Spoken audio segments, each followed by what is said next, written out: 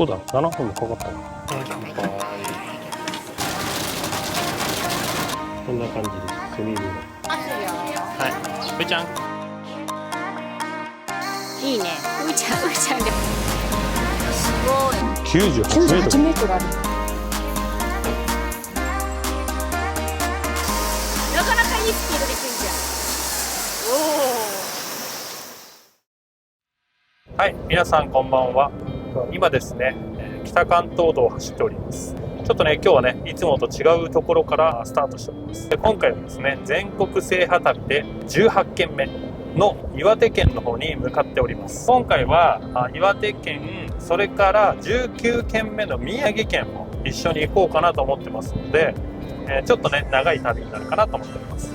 で、ただですね、僕らね、実は旅するのがゴールデンウィークのね、北海道以来なので、もう約3ヶ月ぐらいか。4月の終わりだもんね、あれ、最後行ったの。そう、なので、今ね、7月の中旬か。なので、約ね、3ヶ月ぐらい離れております。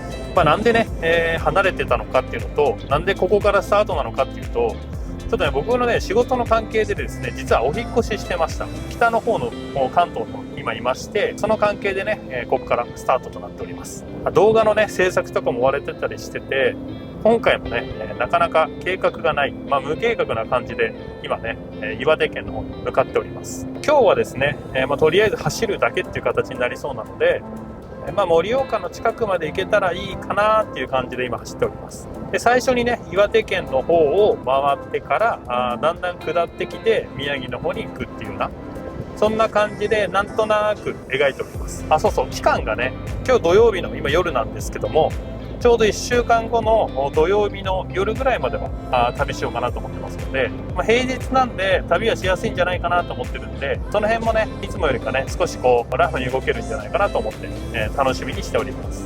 はい、ということでね、今ですね、太田の方走ってますので、まだね、群馬県なんですけども、この後ですね、栃木の方に入って、で、東北道、そのまま福島、それから宮城、で、岩手っていう順番でね、青森行く時と同じかな、この道路ですね。いきなりね、全部はちょっと走れないかもしれないんですけど、運転のね、疲れとかも気にしながら行こうかなと思っております。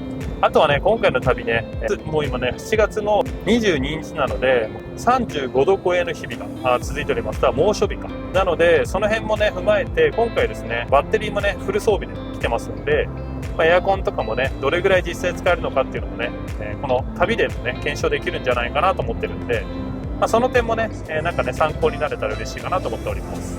はい、ということで、まずはね、向かっていきたいと思います。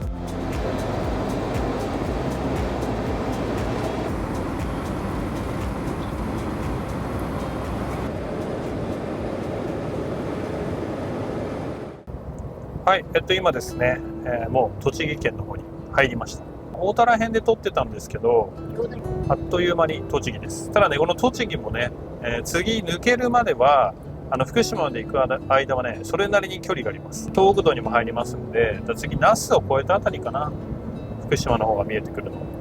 何々注意やんじゃん、動物。動物注意のマーク。イノシシマーク。そう。今、イノシシマーク。でもなんかイノシシ確かに群馬の方出るって聞くな。出る動物によって変わるんですね。鹿とか、イノシシとか。他に何かあるのかな。ぜひ皆さんの住んでいるところだとか、地元とかで、なんか変わった動物が出てくるマークがあれば、コメント欄で教えてください。今のところ見たことあるのは鹿とイノシシ。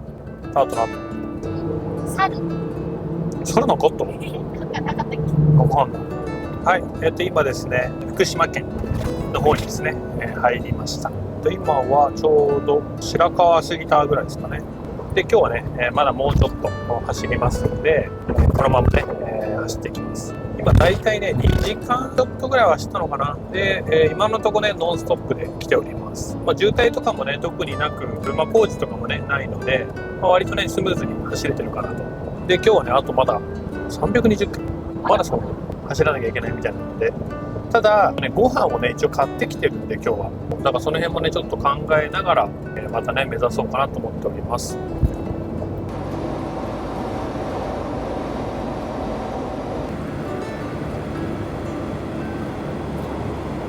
はい、今ですね、ちょうどね、地図上では宮城県に入っております。でここまで来るのにですね、トイレ休憩だけね1回入れて来ております。で残りが215キロ。これね、岩手県の盛岡のちょっと手前のパーキングにセットしてあります。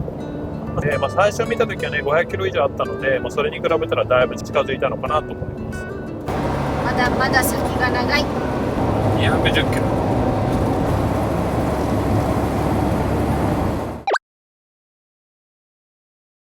今ですね、まだ宮城県なんですけども、急に眠たくなってきたので止まりました。宮城県の真ん中の方だね。なんていうパーキングかさえもまだ見てない。つるーテロップで今出てると思います。ここでもねスタンドがあったんで、明日の朝もね給油できるかなと思ってつるすっていうところです。とりあえず今日はねもうご飯食べて寝ます。もう12時回っちゃってるんで、ちゃっちゃか済ませようかなと思ってます。はい、ということでね、とりあえず着替えたりしていろいろ準備します。はい、ということでね、一回ね準備しましたので、ご飯食べちゃおうかなと思います。唐揚げとエビチリと涼しいエアコン神様。あ、そう、もうねエアコン入れてます。結局こっち涼しいっちゃ涼しいけど、なんかそう、外は多分ね、ジメッとしてんだよね。そんなね外気温は高くないんだけど、ジメジメっとしてて、最初除湿入れたんですけど思った以上に効かなくて、もう冷房ね風量1ぐらいのレベルでつけてます。もうあれ USB でね動く扇風機でサーキュレーター代わりにするみたいな、なんで十分ですね。で今日のご飯はもうね行きのスーパーで買ってきたもの一式です。あと唐揚げとエビチリとマカロニサラダとお刺身です。であとはノンアルがあるからノンアル飲む？あるでしょ。ね、パーキングなんでドライゼロノンアルコールです。はい、もう疲れたのでいただきますして、さっさと寝ましょう。いただきます。はい、乾杯。乾杯。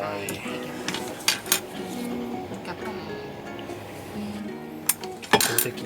よし、いただきます。マカロニうまい。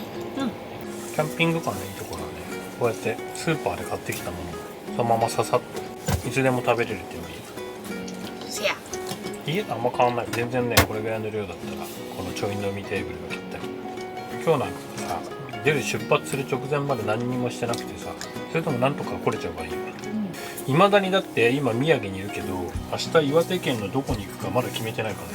行きたいところっていうのを1時間ぐらいでババーって出して、で今来てる感じかな。ほんとキャンピングカーの旅って計画があるようでないよね。ない、我が家は特にない。全く計画観光立ててもさ、予定通りにいかなくない？そう難しいね。うちの場合は。あ、てかあれだ、パパ現金下ろしてねえやま。すごいね、お金さえを持ってこずに来たからね。着替え、ホタテン、水、終了。あとちょっと今日食べるものだけど。あ、そう、これでもほらね、来る時買ってきてるからね、別に家から持ってきてないから。そう、だから食べるものぐらい。はい、今ですねご飯食べ終わったんで、そろそろね歯磨きとかしても寝ようかなと思ってます。もう割と眠いです、すでに。ふーちゃんだけは元気です。寝てたからね。よし、じゃあちゃっちゃかやって寝ましょう。頑張ってください。バイバイ、おやすみ。バイバイ、おやすみ。ふーちゃんどう？寒い？そこ暑い？寒くないよ。今日の夜はねエアコンここつけて、そのまんま扇風機で回して寝ます。寝ます。おやすみなさい。おやすみなさい。はい、おはようございます。今ですね7時29分、室温が 25.6 度、湿度 59% です。昨日ね夜エアコンはつけっぱなしで寝てます。昨日ね夜寝るときはバッテリーの残量が 90% 前後だったと思うんですけど、今朝は 69% ですね。今エアコン入れてるんだけどチャージしてる。微力ですけど 2.1 アンペアぐらいチャージしてます。多分ソーラーですかね、これは。はい、今ですねだいぶ室温が低くなってて、エアコンもね、そんなに今稼働してない状態なので、そんなにね電力を食わずにソーラー程度で今賄えてるのかなと思います。またこれがね外がね暑くなってきて、車内もね暑くなってくるとまた電力をね消費してくると思うので、その辺がねちょっとね実際のねエアコンをフル稼働した時と容量が違うところかなと思います。まあでも今日はねこれからそれなりに距離走りますんで、またねバッテリーもね回復してくれるんじゃないかなと思います。はい、今ですねパーキングね出発しました。で今日はですねまだねこれから4時間ほど走らなきゃいけなくて240キロありますので、朝ごはんはね食べながら移動するという形で出発しております。なんて言ったってねまだね宮城なんですよね。岩手までたどり着いてもないんで、今回行きたいのが龍泉洞っていうものかなというところがありまして、洞窟のね、とこなんですけども、ドラゴンブルーの洞窟、地底湖がね、有名な場所なんですけど、そこまでね、ちょっと行きたくて、ざっくりね、240キロぐらいまだあります。そこがね、今回一番遠いんですよね。一番遠いところから攻めようかなと。順々に南下して、最後はその宮城に行って、で、宮城から帰ってくるみたいな、そんな感じのルートにした。なので、一番ね、遠いんですけども、まずね、そこからね、今日は行こうかなと思っております。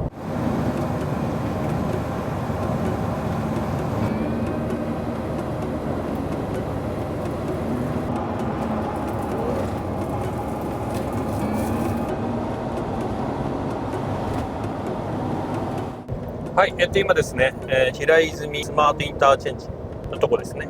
まで、来ました。ということでね、全国制覇旅18軒目の岩手県にね、今到着しました。で、この辺ね、中尊寺とか、平泉の方も、あさってぐらいかなにまた来るかと思います。そんな感じでね、今回の旅もね、楽しめたらなと思っております。はい、ということでね、無事に岩手県まで来ましたので、このままですね、龍泉洞の方まで、走っていきたいと思います。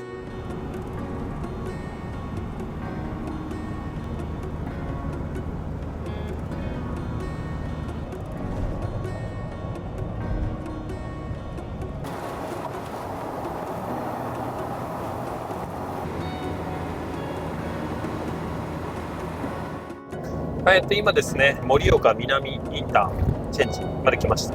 高速はですね、ここで降ります。で、この後は下道でですね、龍泉洞の方まで向かっていきます。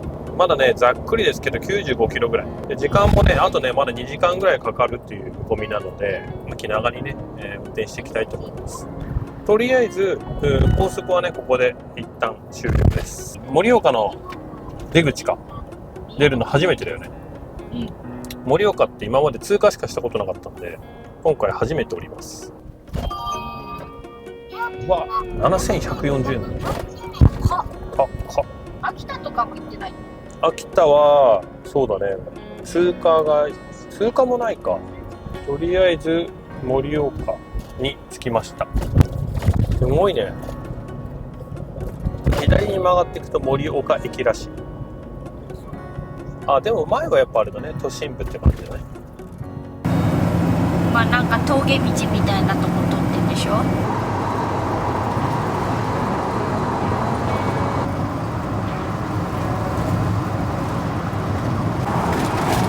小学校。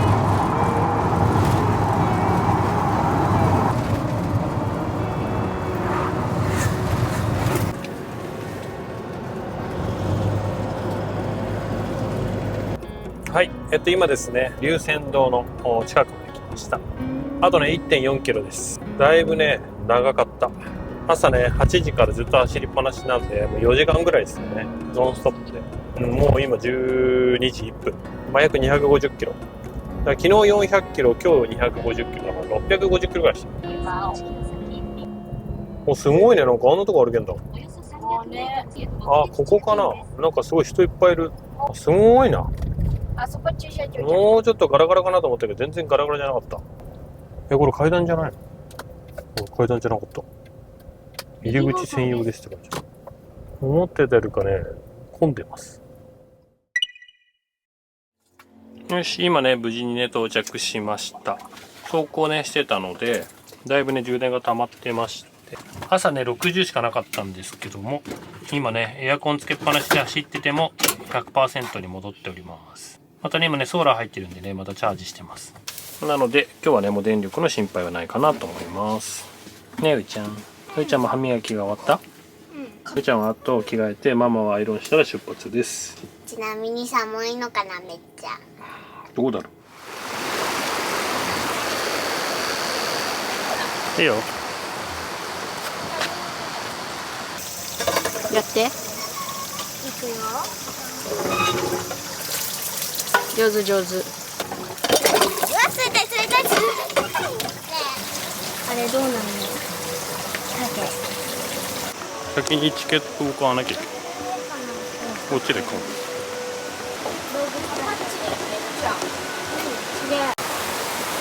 こんな感じになってる。面白いね。ここら辺からだったら望遠鏡でいろいろ見えそう。入り口11度、外は29.5度。入る。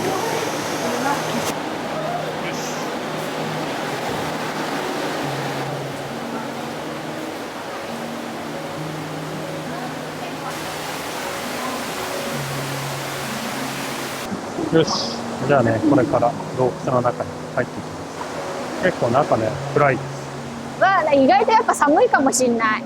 一気に汗引いた。わ、暗いね。まあ、ライトアップされてるから、まだ見えるっちゃ見える。まあまあまあ。こんな感じで、かなり綺麗。すごい、うーちゃんの靴がエレクトリカルパレード。狭っ。すごい狭い。水が綺麗だね。下に。本当だね。透き通ってる。うん。竜宮の門だって。本当だ。すごい綺麗だね。ね。洞窟ヴィーナス。うん？お地蔵さんに似てるんだって。確かにちょっと似てるかもしれないね。うん。言われてる。普通にお地蔵さんかと思って。まあまあ。うん。すごいよね。結構思ってたよりもライトアップがしっかりしてて。薄暗いは薄暗いけど。うん。でもなんか多分ね、映像上は結構ね、明るいかもしれない。先ママ行くからうーちゃんその後にこれ捕まっていって。気をつけてね。結構急。第一地底湖。奥がすごい広がってんのかな。あ、なんかハートじゃん。これ何？本当だ、ハート。うーちゃん見て。ほら綺麗だね、水透き通ってて、うん。めちゃくちゃ冷たさそう。ね。水深35メーターだって。あ、すごい。何？すごいね。ちょっと見たい見たい。わ、すごいじゃん。もうちょっとそっち側じゃないと見れない。めちゃくちゃ綺麗。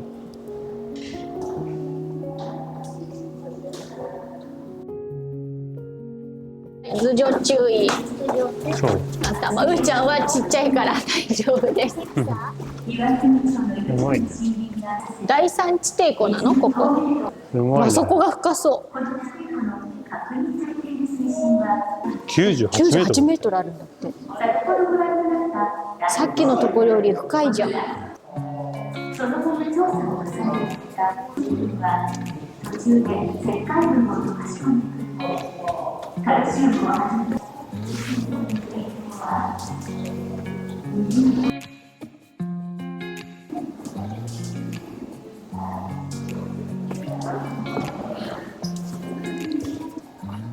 ここ気をつけてね。うん。よいしょ。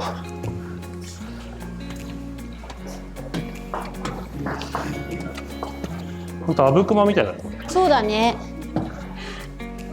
いい運動。よ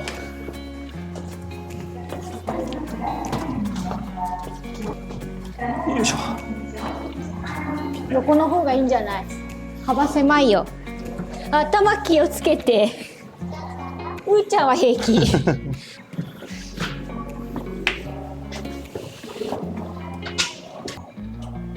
ごいねこれ。こっからさっきの地底湖が見れるんだ。わあ、めちゃくちゃ下だね。めちゃめちゃちいちゃいやんけ。意外ともう一周回っちゃうんじゃない？あ、階段ですまた。うん。ママサンダルだから。なんかもう寒さがそんなに。うん。こういうとこに来そうだね。ドンと音してびっくりした。すごいね、水が流れる音がすごいしてる。わ、すごそう。よし。さっきんとこか。もう帰りだ。はい、今ですね、龍泉洞の方に行ってきました。で、中はね、10度ぐらいしかないので、外がね、外気温が30度近くあるから、マイナス20度ぐらいかな。かなりね、中はちょっと寒いです。夏は最高だな。ただ一応ね、夏とはいえ上に1枚ね、羽織れるものがあった方がよりいいかなと思います。とりあえずここら辺ね、今ねぐるっと回っていろいろ見たんですけども、ここからですね、なんかすぐ近くのところに酒造があるみたいなので、そこにねちょっと行って、お酒とかね買えたらいいかなと思っております。スーパー竹スーパー今駐車場のところにさ、スーパーじゃなくてスパー竹屋とか老婆脂肪が消えちゃった。いやなかった最初からね、嘘。近くに商店街の駐車場があったので、そこに止めていきたいと思います。ちょうどこの真裏だから、うん。よし、ここに止めていきます。ここにね酒造があります。やってるかな。やってるよね。やってない。残念、今日は定休日でした。なんかでもね、横にもお店あったんでそっちも行ってみます。水まんじゅうのお店見つけました。スーパー竹、スパー竹到着。はい、今ですね、地元のスーパーみたいなところに行ってきて、でこれからですね、なんかこのね6キロぐらい先に道の駅が1個あるみたいなので、道の駅の方が逆にご飯とかもあるんじゃないかなと思って、とか道の駅もねたまにお酒とか売ってたりするんで、そこでもいいかなと。でただね、今日はねその後まだ温泉とかも行かなきゃいけないんで、その後また移動するというような予定になってます。なんでね、まずねちょっと道の駅まで行ってみたいと思います。さあ、もうちょっとで道の駅。道の駅が無難なのかもしれない。なんか道の駅が大変なことになってるけど。やってるよね。やってるね。違う。いやでもこれからじゃない。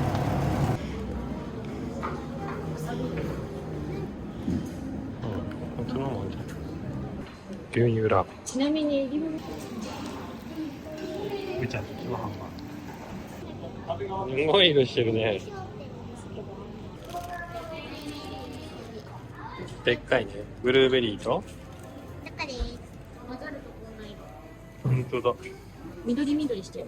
車で食べよう。はい、どうですか。2つの味が味わえるから最高。美味しい。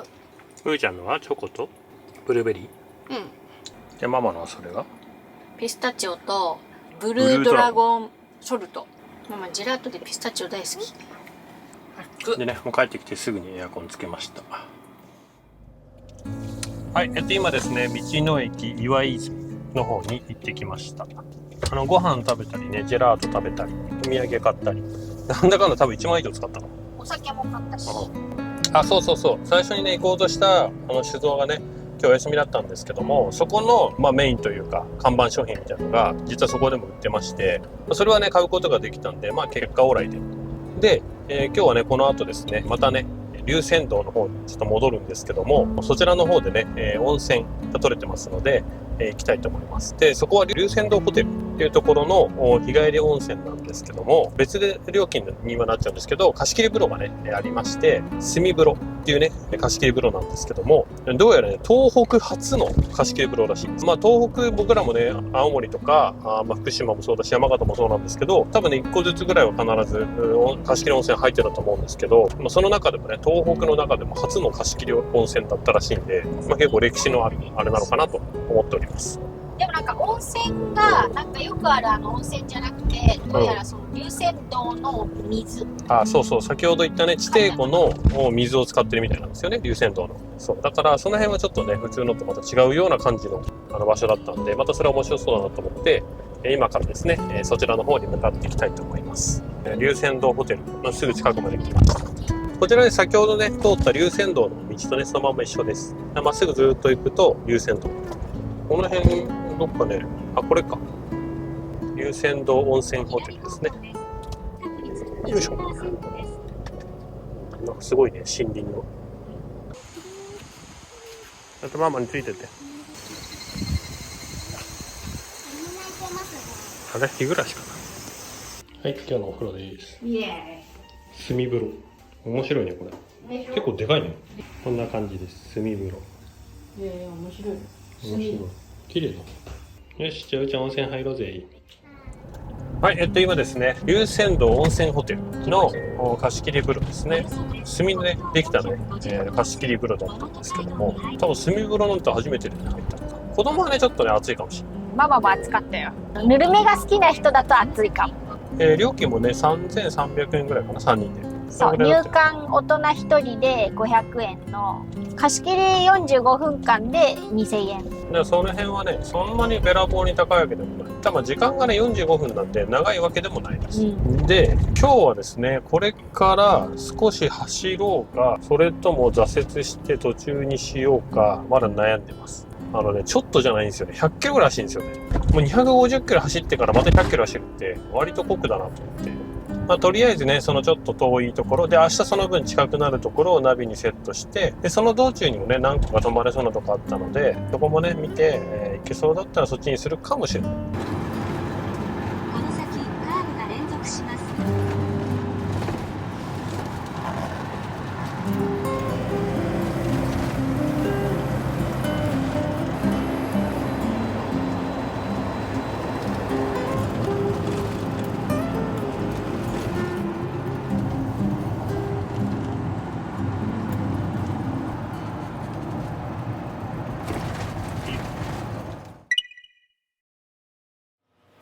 はい、今到着しました。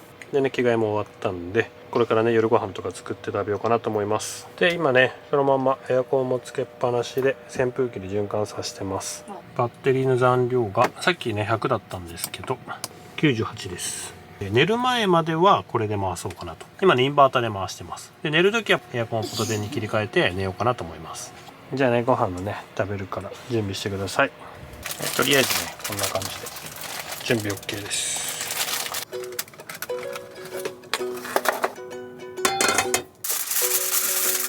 フライパンで炒めちゃう。ご飯だけチンしよ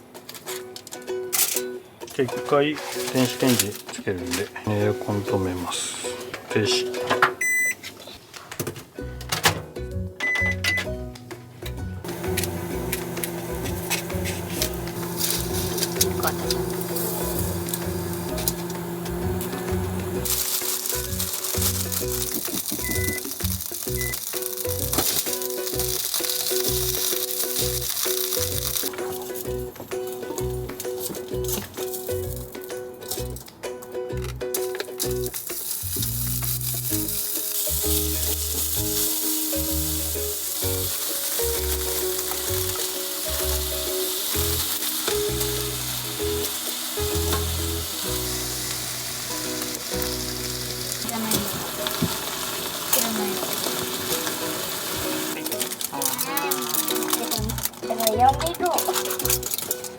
これなんだっけ？大葉のフライししとう、大学芋と野菜炒めと、あと温玉。うーちゃん多分失敗する。うわーって殻が入ってた。はい、じゃあ乾杯しよう。じゃあ久々の車中泊に乾杯や。はい、乾杯。乾杯。で飲まなず置いとくこと。ああ、生き返る。いただきます。ししとうって当たり外れあるじゃん。外れのししとうは辛いんだ。多分当たったやつ食べればわかるよ。今日はあんまスーパー行けなかったからね。限られたスーパー。スパないスーパー。そう、スパスパ。うちは結構あれだよね。この温玉が多いよ。温玉多い。ママがあんまり生卵得意じゃないから。結構あれだよね。TKG もこれだけど。何かにつけて温玉割と多いね。生卵のさ、白身があんま得意じゃないんだよね。黄身は好きなんだけど白身があんま得意じゃなくて。今回のコメントテーマは生卵派ですか、それとも温玉派ですか。ゆで卵はなしです。ゆで卵はね完成形だから完成形前提としては卵かけご飯に使う時の卵が生卵なのか温玉なのか。我が家は、ママがあんまり生卵の白身が得意じゃないのでほぼ温玉です。ちなみにパパは生卵でも全然 OK 派です。醤油さえあればなんとかなる。パパ一人の時は生卵だもんね。でぜひね皆さんはね生卵派なのか温玉派なのかと、この卵かけご飯 TKG に関してプラス何かを入れる人、これ乗っけるとうまいよみたいなのを知ってる人いましたら、それも合わせてぜひコメント欄に教えてください。お願いします。お願いします。ママはネギ好きだからこの中にネギ突っ込みたい。うちはねなんかネギいろんなもの使うからね。ネギ。はい、今日もね出番です。今日ね買ってきた日本酒ねこちらになります。龍泉八重桜大吟醸です。そのサイズで1800円ぐらいしたよね。そうこれでね1800円ぐらいする。でもねうちねほんとこれぐらいの方がちょうどいいんですよね。飲みきれるんで。やっぱね旅してるとねあんまり量が飲めないっていうのと、もう1本ぐらい欲しいなっていう感じにもやっぱなるんで、逆にこれぐらいの方がね冷蔵庫の幅も取らないんでちょうどいいです。ちなみにね龍泉洞っていうね今日行った洞窟ですね。龍泉洞の水仕込みって書いてあります。なので今日はね本当あそこの地域のものばっかりだね。一日通して。これもね一緒に買ってきた岩泉の旗わさベーゼ、岩泉産旗わさびのひまわりオイル漬けってやつです。このまま食べても美味しそうですし、何かにつけて食べるのもありかなと思ってます。これねおつまみにしようかなと思ってます。あとししとうもあるんでまだ。わさび。乾杯。キリッとしてる。キリッとしてて割とサラッとしてる。日本酒感はある。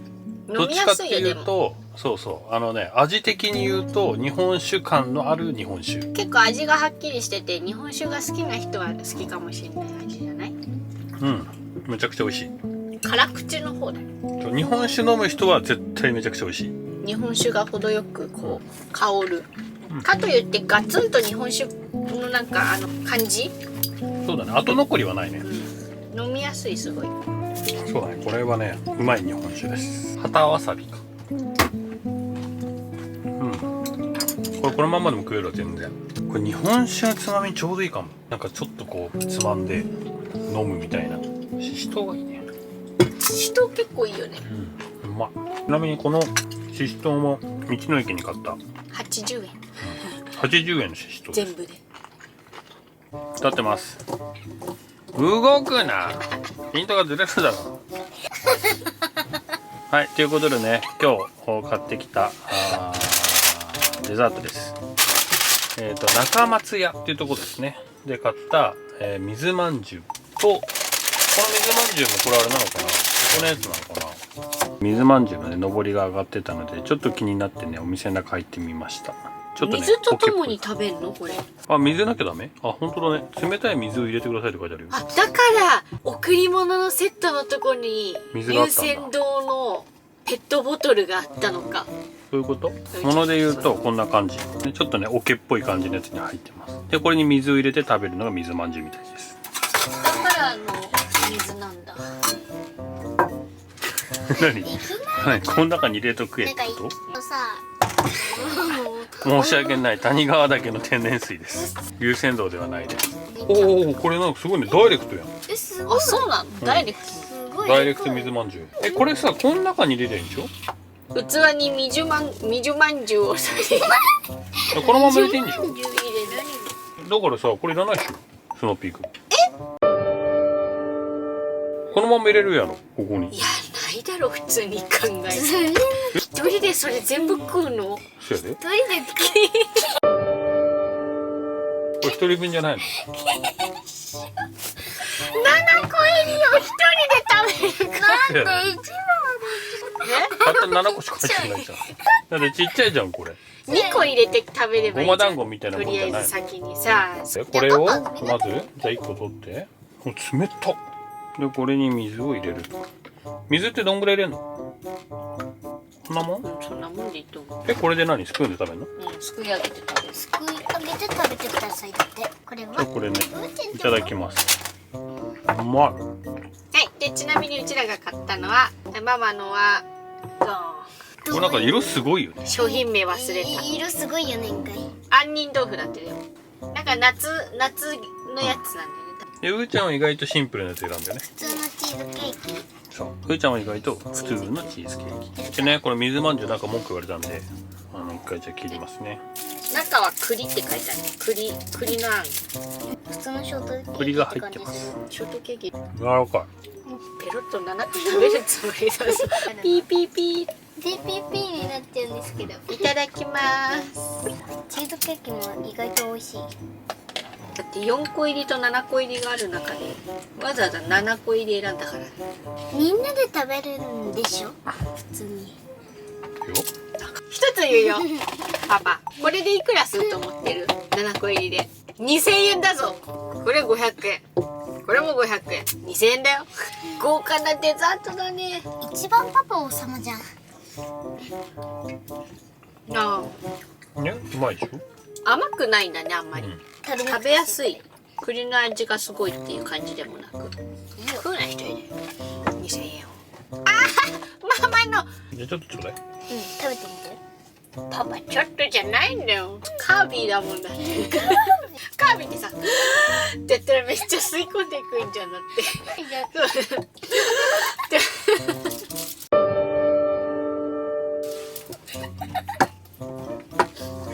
かわいそうパパ。何か。残り物をいつもみんなのやつ食べてるだけの。かわいそう。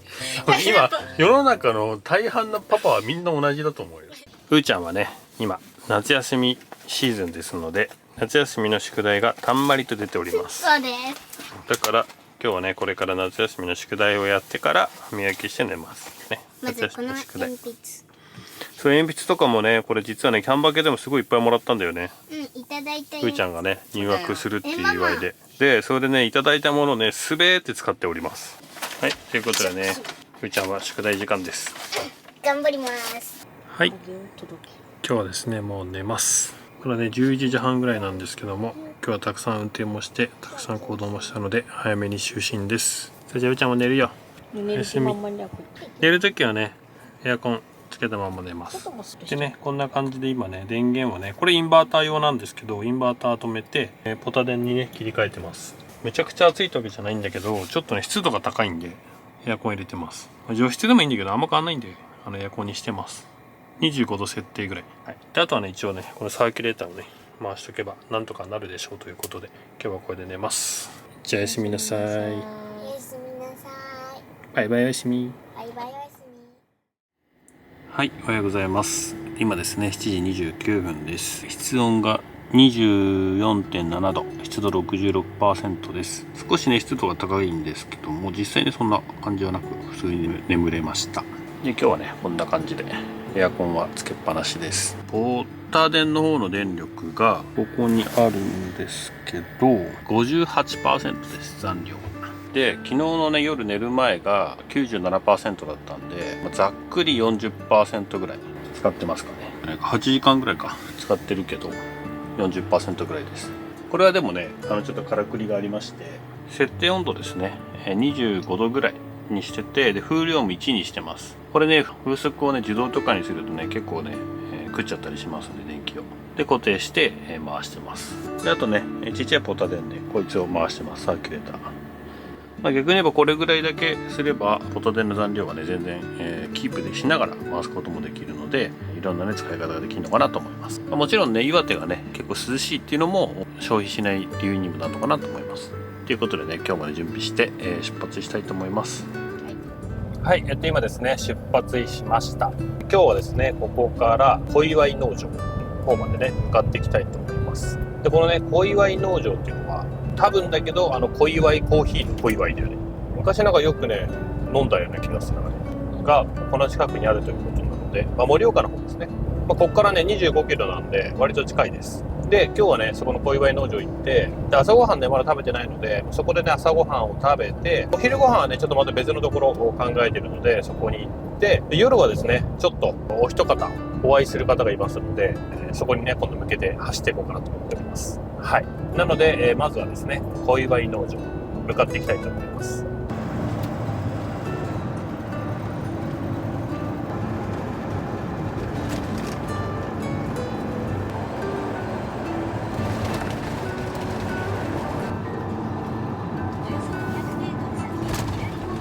だからこういう道はさ、青森の道に行ける。なんか青森もこういう道ずっと走ってなかった。すんげえ渋滞してるね。これはやっぱあれ平日ならではの何山だろうね。はい綺麗ね。はい、今ですね、小岩井農場のすぐ近くまで来ました。あと 500m ですね。多分これ左側に見えてるのもそうかな。小岩井農場牧場園とか書いてある。どこ 100m 先ですね。多分これ。あとは夏休みだからもしかしたら混んでる。どうなんだ、混んではねえか。で今日月曜日なんで空いてると思います。まあでもこれぐらいだったら全然あれだね。ガラガラか。はい。じゃあとりあえずね到着したんで、止めてね行きたいと思います。ういちゃんも生意気に日が差してるの。オッケー。おサフリの日がちっちゃいんだもんそれ。ちょうどいいじゃん。うちゃん。どうなんだろう、あれあっちで食べた方がいいのかな。ご飯いる？それとも中入る？一回一旦中入りたいよ。あるかな、中にも。まあいいか、行こう。まあなんかちょっとあったら食べよう、中で。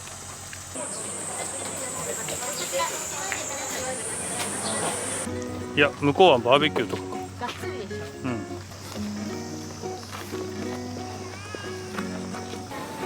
なんか朝ごはん食べようか。9時半か。あ、大丈夫。何食べる？うまそう。それでかそう。いただきます。花いっぱい。おいしい。どうちゃん。フレッシュ。美味しい？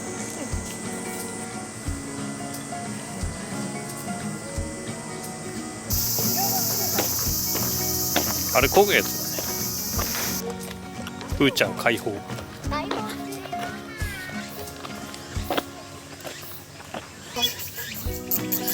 のまま挟める。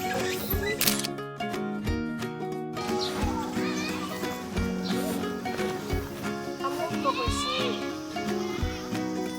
あ、うーちゃんどこ行ったの？こっちです。ハンモックゾーン。ポニーがこれ？このポニーどこかな？ち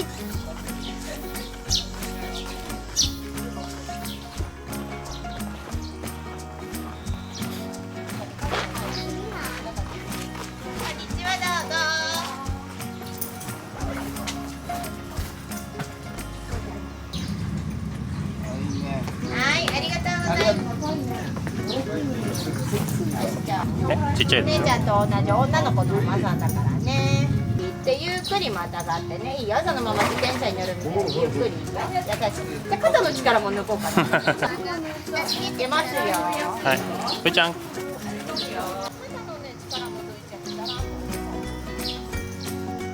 ーちゃんどう？楽しい？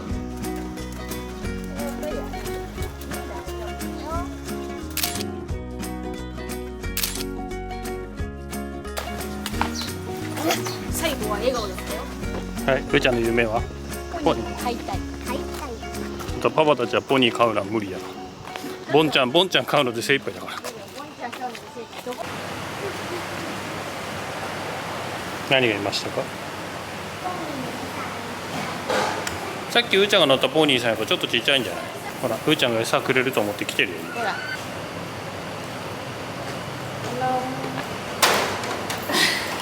早くしろ。顔がすごい。よし、じゃあパパとうーちゃんで自転車みたいなやつ乗ろパパがこびてさ動画撮るの？う。うん、ママが動画撮る。パ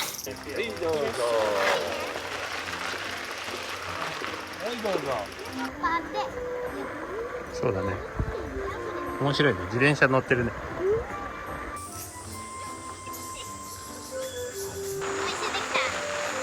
もう一周？ヤ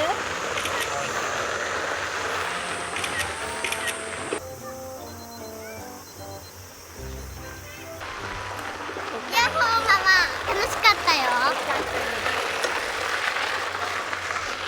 はい、うーちゃんどうでしたか？楽しかった。ポニーと同じレベルぐらい楽しかったよ。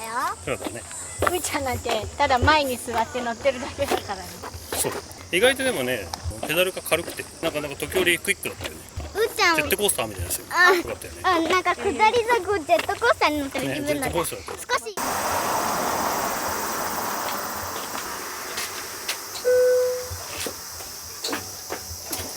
でね、小祝農場の牛舎の方です。馬の次はモーモーです。敷地が広い。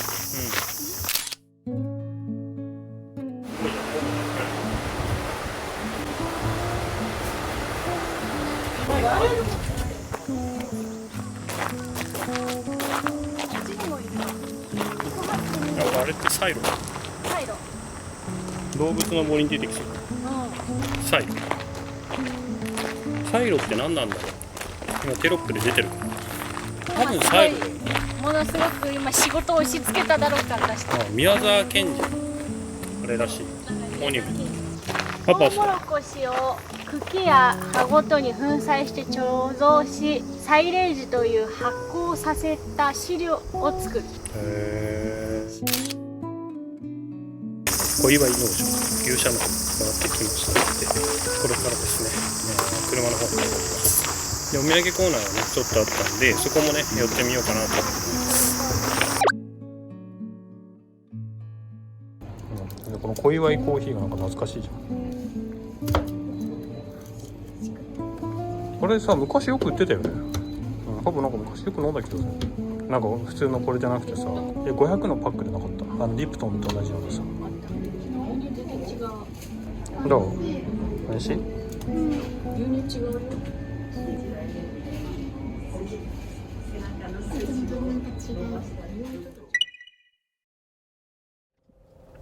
はい、今ですね、小祝農場の方に行ってきました。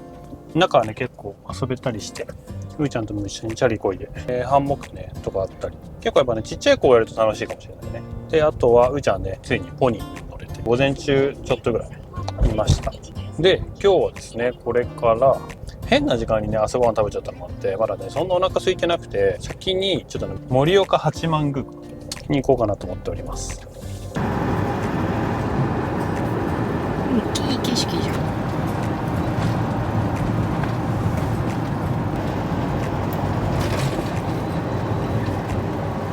盛岡市街地ね。なんか急にあれだね、都会になる。なんか県庁とかある側。はい、もうすぐ到着です。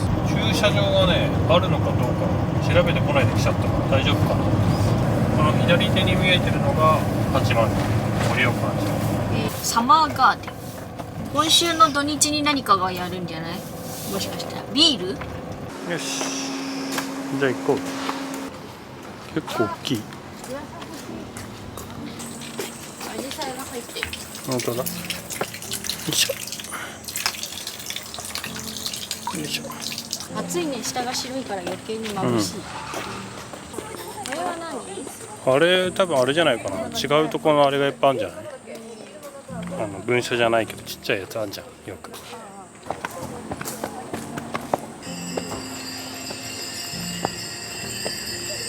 風鈴。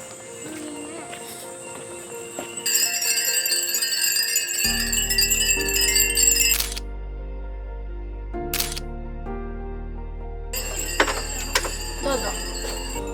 金色のやつにしてみよう。あ、取れた取れた。じゃあはい。あ、これがおみくじ。持って帰っていいでしょ。反対に向けて。稀にこれに当たりが入っていたら特大のこれと交換してくれるらしいよ。小吉です。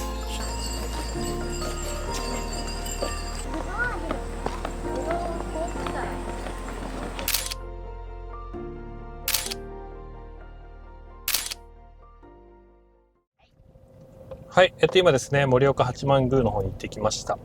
今日はね、平日っていうこともあって、かなりね、空いてたので、参拝もね、すぐできました。境内ね、かなり広いです。思ってたよりもね、広くて、八幡宮だからね、広いのか。ちょうどね、お参りしてから、また階段をね、降りるときに、鎌倉の鶴岡八幡宮みたいに、目の前の仲見世通りが見えるような、あんな感じだよね、雰囲気で言うと。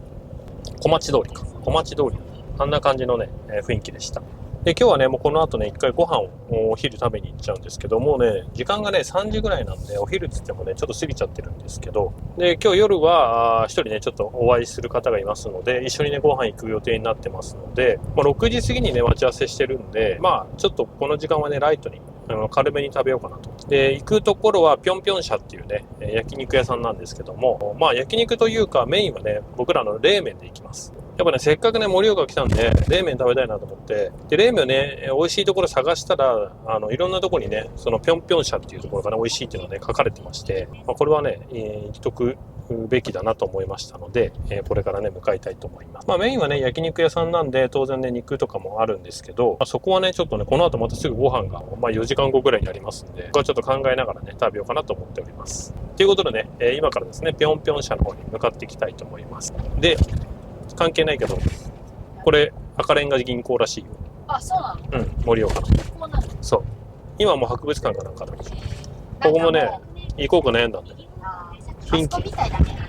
お、日本通りのさ、県庁とかあっち側にこういうさ、そうそうそう。岩手銀行かな。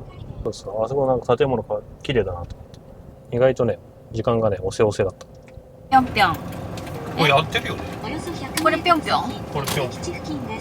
あ、これぴょんぴょんなの？ぴょんぴょん、ぴょんぴょん着きました。はい、じゃあぴょんぴょん社着きましたので、行きたいと思います。なんでぴょんぴょんなんだろう。いい匂いだね。じゃあ行こう。まずこれでしょ。これのハーフにして冷麺と、あとネギタン塩。ネギタン塩と、あとなんかいいよ、好きなことある。鶏にしよっか。次は食べれない。うん。まあ2、3個ぐらいなんか適当に食べる。結局タン塩も頼む。あとなんだっけ、カルビとハラミか。これだけでしょ？早けるね。まだちょっと冷麺来てないけど。とりあえずお肉は来た。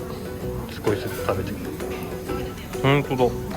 すごい入ってる。ちなみに冬はなしって書いてある。夏はへー、本場の冷麺。すごいね、見たからすごい入ってる。いただきます。パパも食べよう。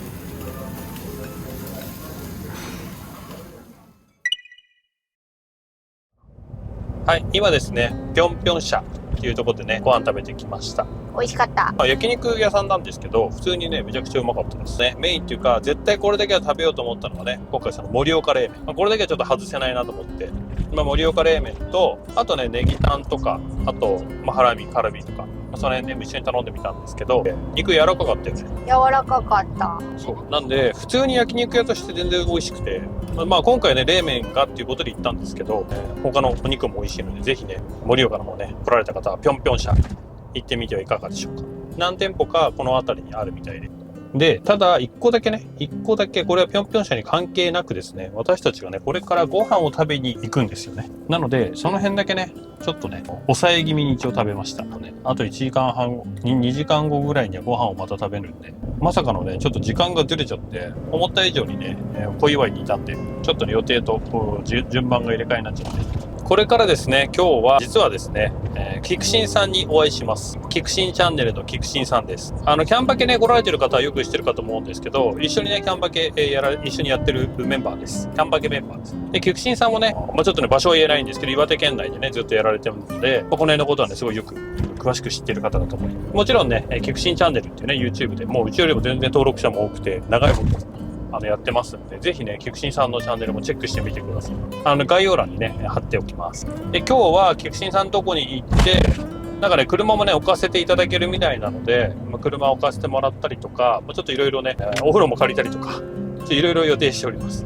昨日連絡したんですけどね、昨日連絡して今日いいよみたいな、めちゃくちゃいい人です。一応ね、そのキャンバー系の時にもね、もしね、その、岩手に来ることがあれば、連絡してねって言ってくれたのをもうすぐ連絡したんで。容赦なく連絡する。なんせね、僕らもね、行きのタイミングでまだ決まってなかったんで、岩手行くって決めてからもうすぐ連絡して、とりあえず予定を作っていただいたので、これからですね、向かっていきたいなと思ってます。キャンバケ以来だね。4月以来か。うん。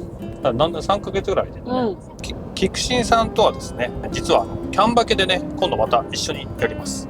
もちろんね、ボンズキャンパーのマルポさんも率いてなんですけども、キャンピングカーバケーション2023 in 東北というのをですね、開催いたします。なので、その辺のね、話もね、ちょっとできたらいいかなと思ってます。岩手と僕らもね、関東なんで、なかなかお会いすることがないので、またね、会場については、今回の旅でね、もしかしたら寄るかもしれません。時間とね、場所とタイミングが合えば。なので、そこはね、またね、追ってね、動画で紹介できたらなと思ってるんですけども、紹介する動画が公開される頃には、キャンパケの開催日ぐらいなんじゃないかなと思っております。なので、ちょっとね、リアルタイムじゃなくて申し訳ないんですけども、今回はですね、そういったこともあって、できたらいいなと思っております。このね、キャンパケの東北に関しては、別のね、動画でもね、ちょっとまとめてるんですけども、いろんなね、思いとかあって、今回ですね、開催になっております。なので、その辺もですね、ちょっといつもとね、違う感じのね、開催地というか、そういったところもありますので、ぜひね、皆さんとね、盛り上げられたらいいなと思っております。はい。ということでね、菊新山地まで一気に行きたいと思います。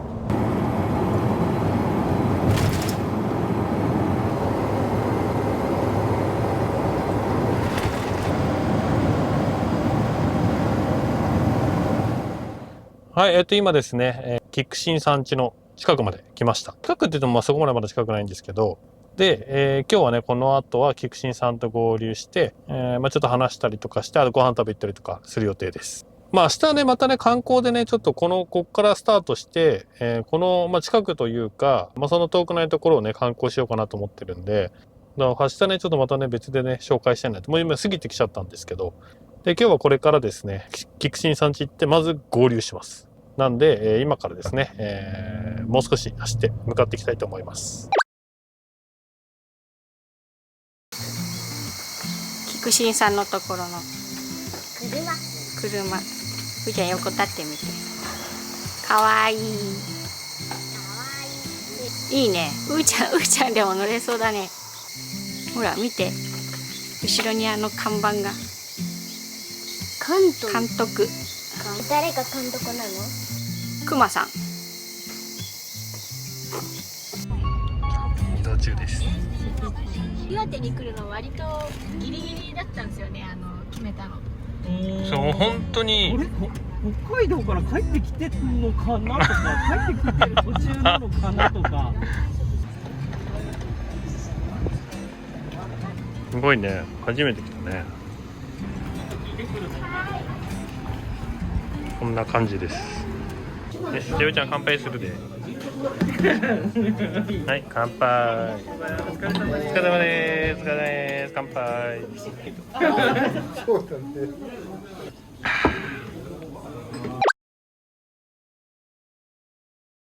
はい、今ですね、菊新さんとご飯行って帰ってきて、で、菊新さん家でね、今また飲んでました。でね、もう結構ね時間も過ぎちゃったんで、今日はねもうここで寝ます。今日はね菊池さん家でねお風呂も借りたりいろいろ借りて、過ごしてました。あっという間にね時間も過ぎちゃったんで、これからね、ゆっくりね眠りたいと思います。ということでね、今日はちょっと一足先におやすみなさい。おやすみなさい。はい、おはようございます。で、今ですね、7時53分、室温 24.3 度、湿度 56% です。昨日もね、エアコンでつけっぱなしで寝れたので、だいぶ快適です。で、その間ね、今回ね、電源をお借りしてたので、ポタ電もね、充電できて、無事に一夜過ごせました。昨日はね、ほんとね、楽しい夜だったので、菊新さんにはね、すごく感謝しております。いろいろとね、トイレとかも貸していただいてて、今もね、使わせていただいているので、すごい助かりました。で、今日はですね、この後、平泉の方まで行って、観光をしようかなと思ってますので、準備して出発したいと思います。はい、今ですね、菊新さん家を出ます。じゃあすいません、いろいろとありがとうございました。またありがとうございました。ありがとうございました。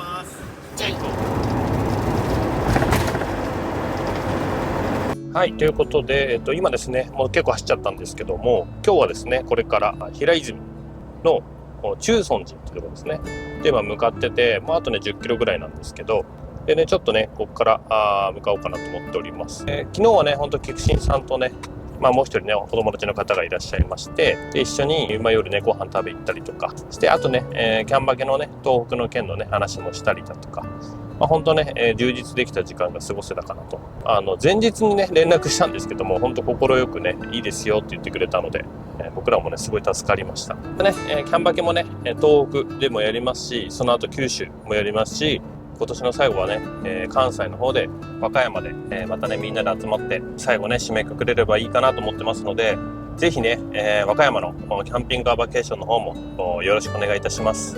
はい、ということでまずはですね、ここから平泉の中尊寺までね、走っていきたいと思います。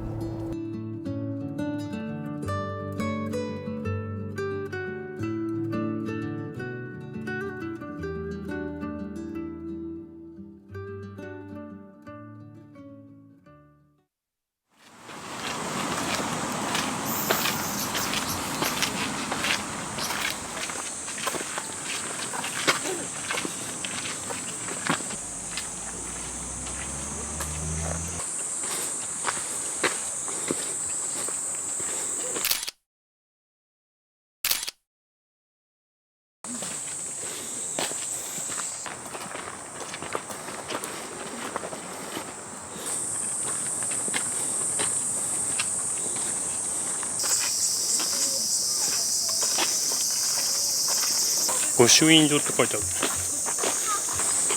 このまままっすぐでいいよ。本堂金色堂。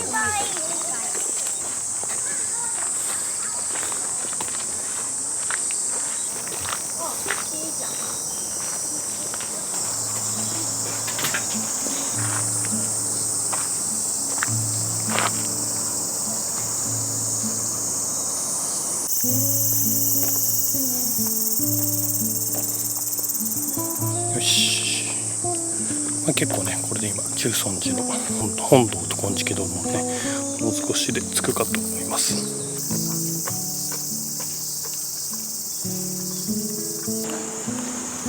ここか。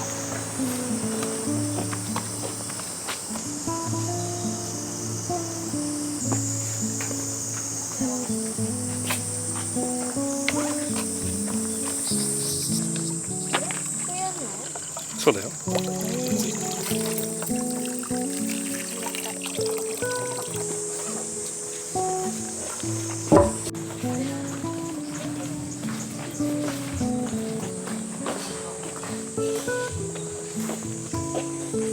なんかの魚はいる。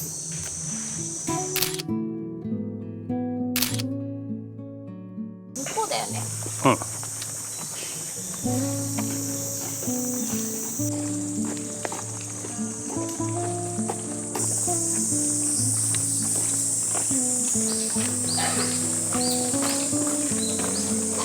こっちあれじゃないの、資料、あれじゃない、資料館的な。あ、資料資料館だ、配管券。そ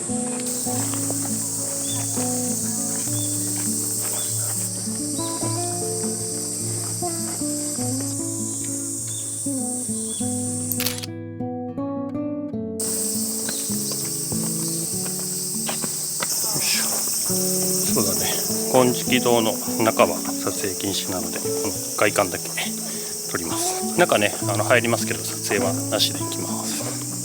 とりあえず今、中入って見てきました。金色堂。すごいよね。金色だった。ちょっとね、撮影はできなかったんですけども、すごい綺麗です。初めて見たい。また神秘的でしたね。うん。でもここからね、中尊寺は戻りで、あとね、中尊寺の方の御朱印もまたもらいに行かなきゃいけないんで、パパッと行っちゃいます。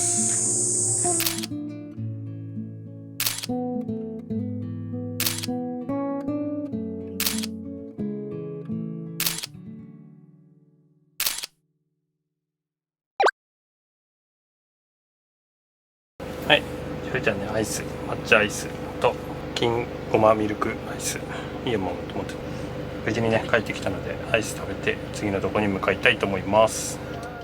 はい、今ですね、中尊寺の方行ってまいりました。思ってたよりも広いです。迷うことなくね、一本の道でさーっと行けるんで、その辺はね気にせず歩けるんですけど、割とね坂だったりするので、夏はね、ちょっと疲れる。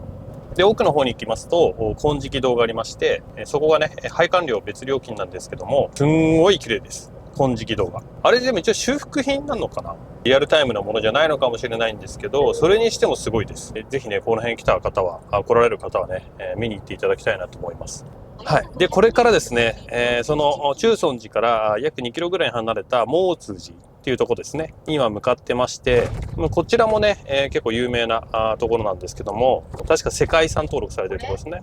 そう、これ、あれ、どっから入るんだろう。駐車場が、これは違うのか。はい。ということでね、もう通じにあっという間にね、到着です。お疲れ様です。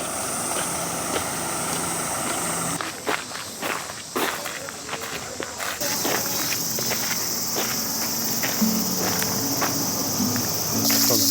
お手手やらないとね。綺麗だね。アジサイ。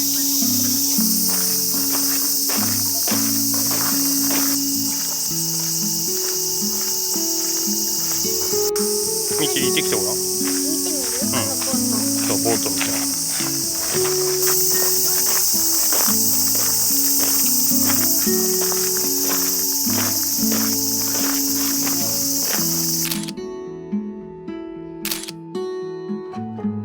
なんだろうね、あれね。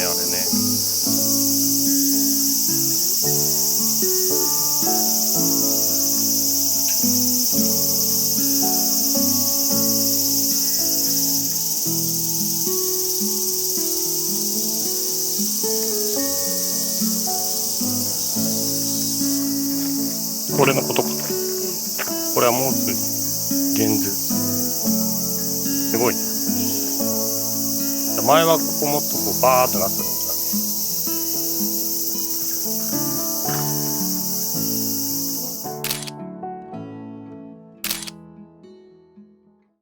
結構ね暑かったんでささっと回っちゃいました。今日はね35度ぐらいまで上がるってことなんでだいぶ灼熱です。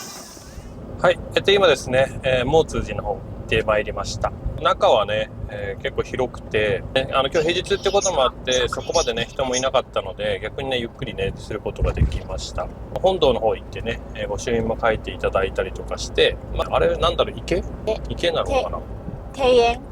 そうがあって、ちょっとそれをね眺めたりとかしてで、出てきたところなんですけども、今日ね実はねこの後にちょっともう一個行きたくて、この近くにですね格好団子っていうねなんかね空飛ぶ団子っていうのがあって、でそれがねまさかこんな近くにあるってこと知らなくて、それをねちょっと気づいちゃったんでそこにねお店に行ってみようかなと。ここから7キロぐらいなんで割とねすぐ到着するかなと思います。で結構ねこの辺で平泉のあたりすごいねこういう感じで景観がすごく綺麗です。結構こういう景色がねずっと続いてて、この辺の地域はねコンビニとかガソリンスタンドもマークが茶色くなるやつですね。景観を崩さないっていう。そうそう、景観をね損なわないようにするために今茶色くしてあるっていうところの地域なんですごくねやっぱ綺麗です。なんか岩手も岩手で結構山があって、多いね、緑がある感じが、また夏だからっていうのもあるけどね。この感じが今見えてるこの感じがね本当に夏って感じの景色かなと思います。なんか中尊寺は逆に紅葉時期に行ってもすごい綺麗そうな感じだったなってそうだね、もみじとかあったからね。結構ね前から見てても果てしなくこう緑が続いていくような素敵な景色。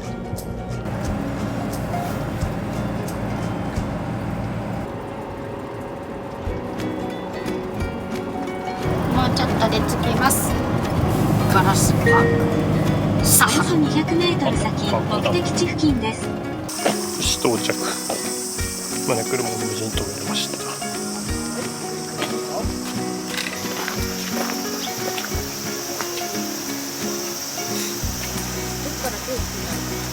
ね。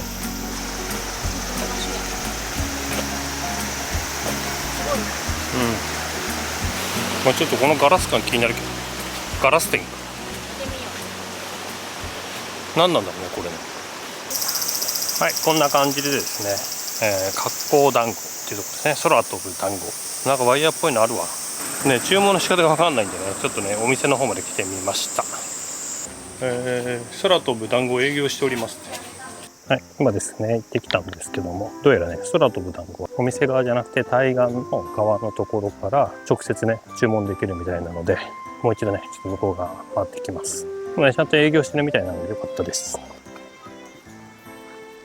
はい、こんな感じでねあそこから頼めるみたいです。真ん中のところからでこっち側から渡っていくと、ここからね注文して団子が飛んでくるみたいです。書いてないの？発酵団子1人前3本入り。500円。500円入れたら、いくんじゃない？あ、ほら、板をカンカン叩いてくださいって。入れて、コンコンするって、その板。これ？あ、いった。見て。あ、いっちゃったね、うちゃん。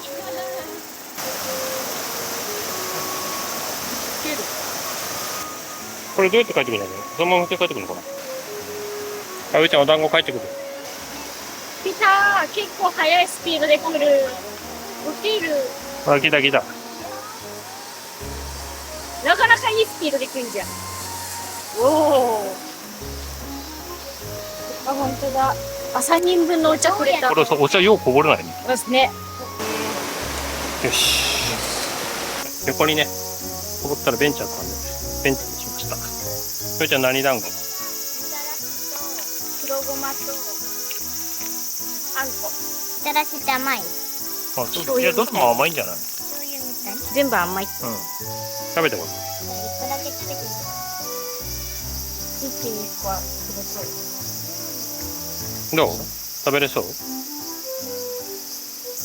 べやすい。あ、そう。黒くない。なんかそのお茶が意外と美味しかったよ。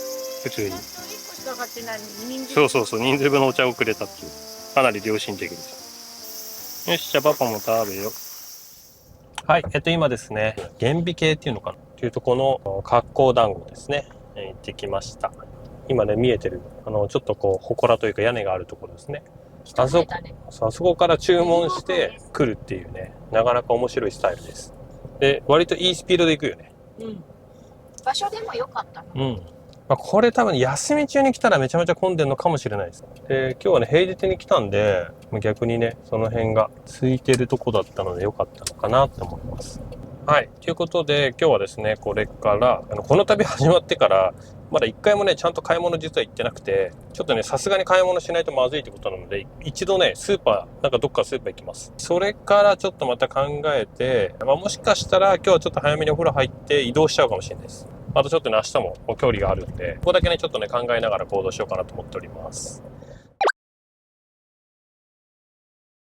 よし。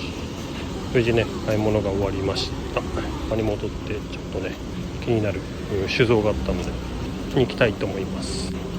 はい、今ですね、買い物の方行ってきました。まあ、買い物はね、どこにでもあるイオンだったんですけども、結構ね、イオンの中って、ご当地物とかもね、置いてたりするので、意外とね、見てると楽しいです。で、その中でね、昨日ね、ちょうど菊新さんと飲み行ってる時に、出てきた日本酒の中で、岩の井っていう日本酒の酒造があったんですけども、でこの岩の井酒造っていうのがどうやらね、ここから30分ぐらいで着くみたいなんで、日本酒をね、買いに行こうかなと思っております。あとイオンの中でも売ってたんですけど、もしかしたら酒造の方ね、行った方がもっとね、いろんな種類あるかもしれないんで、まあ、せっかくなんでね、岩の井酒造の方にね、今から行こうかなと思っております。あー、景色すげえな。何も遮るものない。ない。岩ってなんか思ったより緑だな。米がやっぱりすごいね。はい、もう到着します。あとね、600メーターぐらいです。岩の井酒造さんですね。ここの道を先に行ったところかな。止められるのかな。これだ。どれ？左。この曲がったところが地酒あります。結構奥まったところにあるね。はい、岩の井酒造さん買いました。はい。はい。うわ、美味しそう。すぐなくなってしまうかもしれない。はい、今ですね、岩の井酒造さんの方無事に行けました。ちょっとね、なんかもう一個車庫があるのかな。だからあそこじゃないところからでも行けそうな感じだったよね。後側じゃなくて工場側。工場側っていうのがあるみたいなので、キャンピングカーで行かれる方はね、そっちの方がいいかもしれないです。ちょっとね、これでもちょっと入れるの大変だったんで、まあでも無事にね、買えました。昨日ね、飲んだやつも売ってましたし、ちょうどねスーパーで売ってた岩の井酒造さんの真心っていうね純米大吟醸の紺ラベルが売ってたんですけど、それが一番いいやつなのかなと思ってて、でも実際やっぱね酒造行ったらその1個上がありまして、紫ラベルみたいな、そこの中で、一番研ぎがあって、一番高いものになってるんです。ただねせっかくねやっぱここまで来たので、それをね購入してきました。はい。で、今日はね、この後ですけど、もうね、温泉行っちゃおうかなと思ってます。で、唯一ね、ちょっとね、温泉だけが今走ってるこのエリアにちょっとあんまないみたいなんで、一回ですね、また一関の方に戻って、温泉入ってからちょっと今日ね、移動する、どれぐらい走るかを決めて行こうかなと思っております。ね、景色がいいね。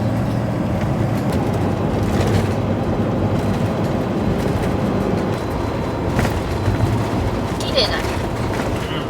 はい、あとね、少しで、到着します。一関温泉ですね。この橋を渡って、上がったら着くような感じかな。よし、この中にあんのかな、もしや。家の中っていうか、この敷地内。はい。じゃあちょっとね、回っていきたいと思います。よし、温泉来ました。一関温泉眼下の湯です。ちょっとお天気雨で急ぎ足です。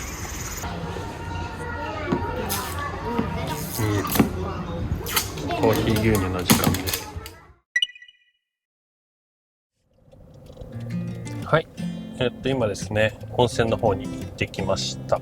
時間がね、5時半過ぎかぐらいで、今日はですね、ここから1時間ちょっとぐらい走って少しね移動します。で、明日のね、予定に合わせて陸前高田の方面ですね。明日はね、ちょっとそっち側に行こうと思ってるんで、今日はね、近くまで走ろうかなと思っております。もうね、お風呂も入って、もうやることないんで、今日はね、走るだけなんで、こういう時にね、動こうかなと思っております。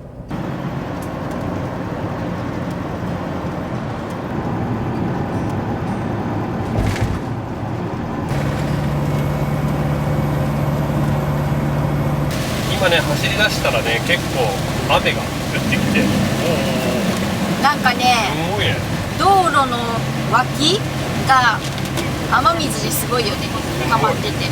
なるべく避けてるんですけど、どうしてもね、ちょっとね、また入っちゃうんですよね。すごいね。なんか今日は変な天気。なんかさっきまで晴れてた。天気予報ではね、全然雨の予報なかったんですよね。ゲリラ豪雨。すごいね。わ避けたいこれ。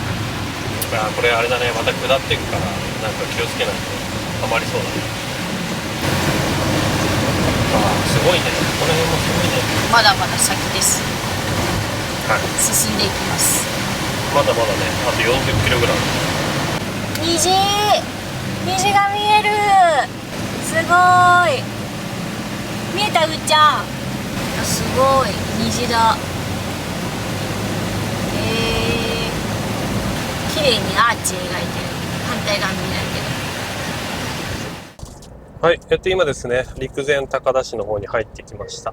今ね、ちょっと走ってるところは陸前高田市なんですけども、この辺も被災地ではあるのかな。やっぱりね、パッと見て、新しい建物が多く、道路もね、すごく綺麗なところなので、おそらくそうなのかなとは思います。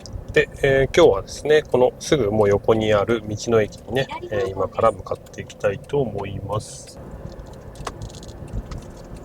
こういうところをね、明日ね、少しね、実際に回っていろんなところをね、お伝えできればなとは思ってるんですけども、僕もね、今回というか初めてね、実は来たんですけども、それでもね、やっぱ分かるというか、感づくというか、はい。うまくね、ちょっとこうね、説明できない感じですね。はい。とりあえずね、今日はここまで来たので、ここでね、車中泊して明日ね、ちょっといろいろ回ろうかなと思っております。はい。無事にね、今ね、到着しました。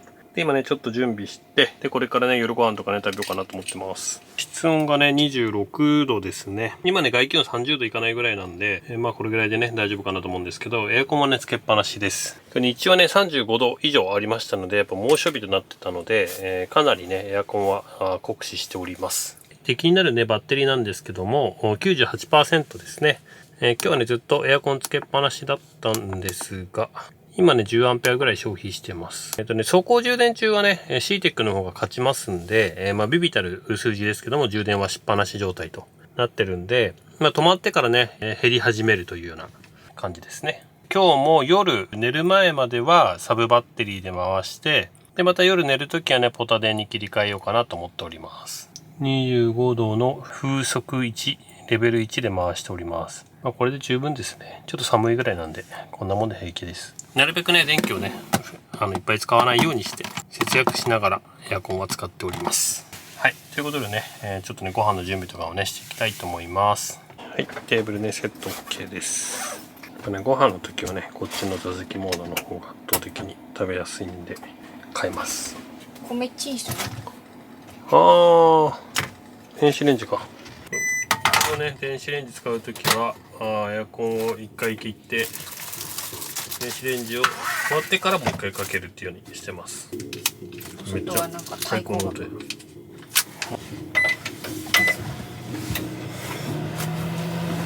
はい、今日のねご飯はねこんな感じになっております。岩手県産のスルメイカ。これはマグロは違かったけど、カツオはホッケ。岩手？違う、茨城？茨城。あとイオンで買ってきたものだらけです。多分みょうがとかは地域のあれだったかな。もうね今日はねこんな感じで簡単ご飯です。だいぶね、もう時間も押してて、疲れてるのでさらっと食べます。でね今日なんでねこの画角かっていうとねちょっとね今うーちゃんがあんま食欲がないということでカメラから外れております。もやもやしております。夏バテかな。今日はねちょっと暑かったんでとはいえねそんな重度のあれではないんでちゃんとねご飯も一応食べれるは食べれるんですけど、本人がそこで食べたいということなのでこっち側です。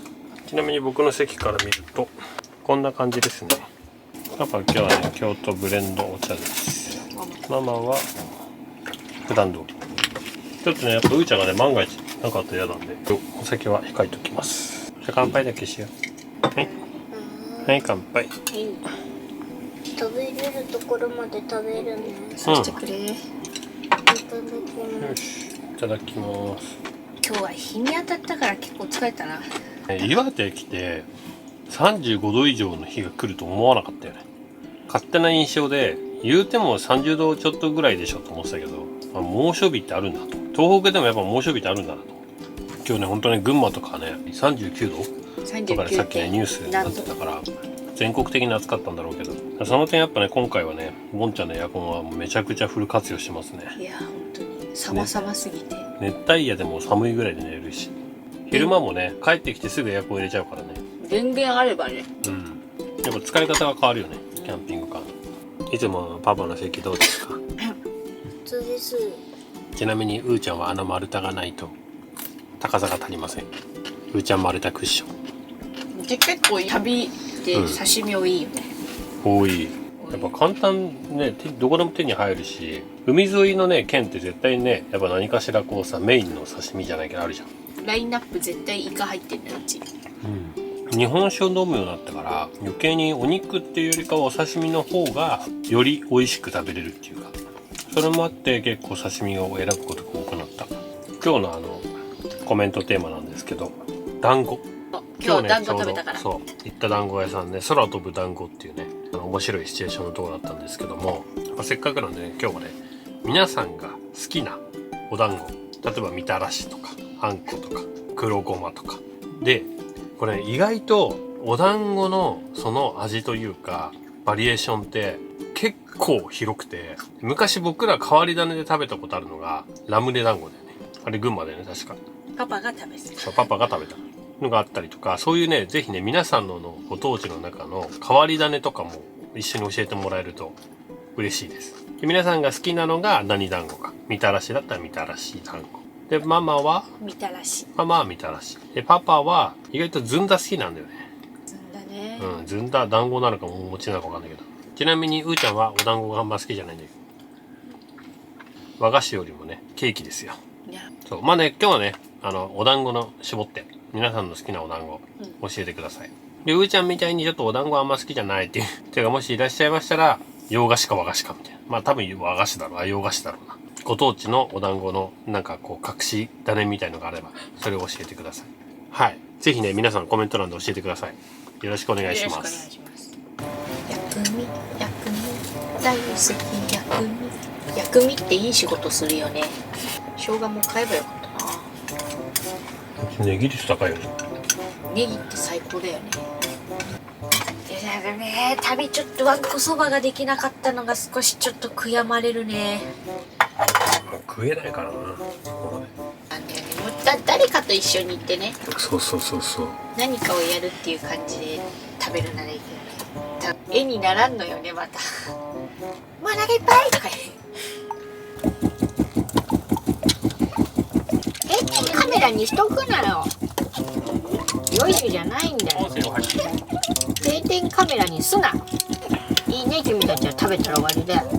洗い物増えるのめんどくさいからそのまま食べな。だから言ったじゃん、このまま置けるまま水入れりゃいいんじゃないのって。待って、冷凍したの？冷凍保存だ。あ、そうなの？水。そのまま食べる。ダメだよ、水入れなきゃダメだよ。ポカリスエットでいい。なんだかさ。いらないでしょ。これダイレクトにめっちゃ。うい。とも食べるのかな。大丈夫だよ、パパ一人で全部食べるから。7個2000円すべてパパ食べるから。これ本当に溶けんのこれ？結構いい感じの氷で。そうだよ。沸騰しないでね。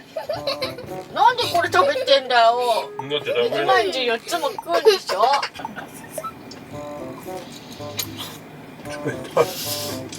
アイスみたい。アイス？結果発表。こっちとこっちどっちが美味しかったか。ドゥルルルドゥルルルドゥルル。こっちです。止めない。そうだ、今日日本酒買ったんだけど飲まないから明日にしたので、中身開けるとこんな感じです。こちらですね、今日買った岩の井酒造さんの真心ってやつなんですけど、それの純米大吟醸の紫ラベルってやつですね。で、ここがね金なんです。岩の井さんの中で一番いいお酒だっていうことなので、これ購入しました。これしかもあれだよね、工場から持ってきてくれたよね。そう。もう書いてあるかな、7月。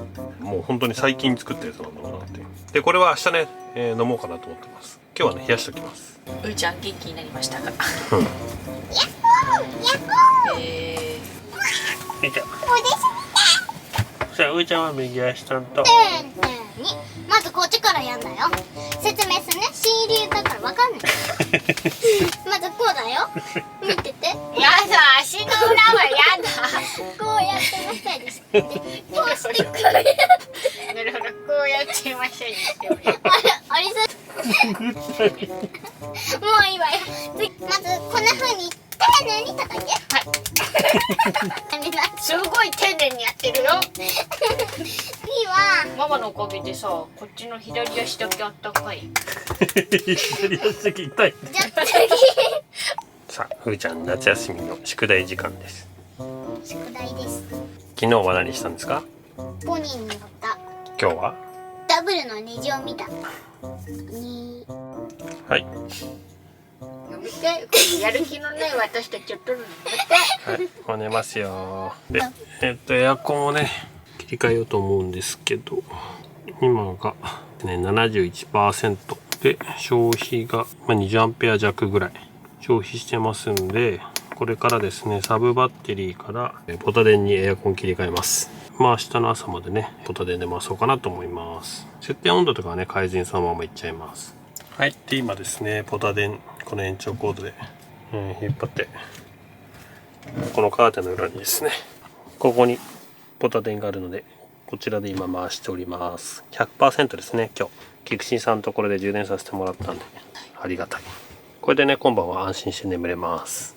じゃあね寝る準備できましたのでもう寝ます。おやすみなさい。ちなみにねエアコンは回しながらママたちは首振りの扇風機をここに1個。ちなみに首振らないから。あ、そのまま固定？こうやってこっちに風が流れるように。でパパの方はこっちですね。このサーキュレーターでちょいとパパの方向ベッドの方向を向きながらこれで首振るという完璧な体勢です。どうしてもねなんかねここねやっぱねあんま来ないんですよね冷気が。時間かかるんでここに来るまでに。それでもなんで効くの？いやこれ全然違う。これしてあればもう全然問題ない。まあ狭いからね、車内言うても。まあ快適に過ごせてるだけマシで。さあ、じゃあ寝ます。はい、じゃあおやすみ。おやすみ。バイバイおやすみ。バイバイおやすみ。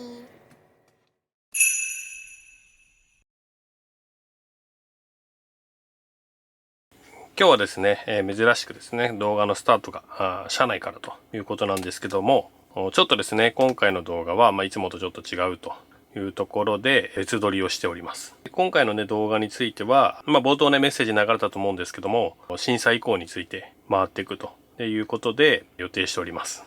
で、僕たちも実際この被災地来るっていうのは実は初めてで、今までね、ちょっと近くはね、通ったことはあったんですけども、実際降りて、ここまで来るということはなかったのが現実です。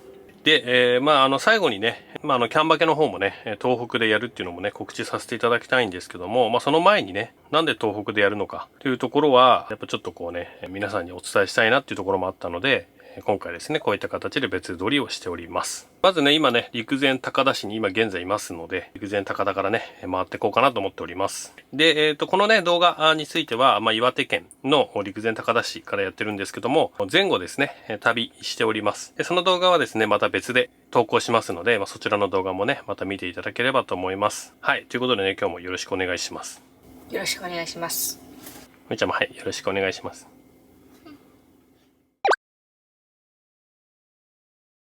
とりあえずね、道の駅の方に向かってます。この先にね、奇跡の本松とかあるみたいで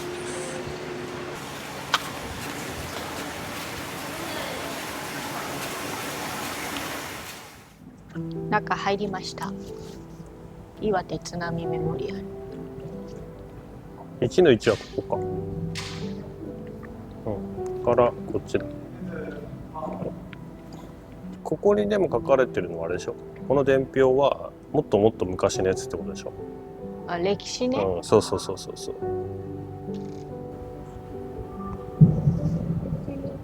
もっと大きかったんだ。チリ地震津波。そうだね。1960年。規模がやっぱすごい。あ、でも明治の三陸地震の時もそうだね。なんだろう、被災地っていうか起きる場こ所がの時はあこっちだから。れなんだね。岩手県がすごかったね。18,000人。でこっち側が1の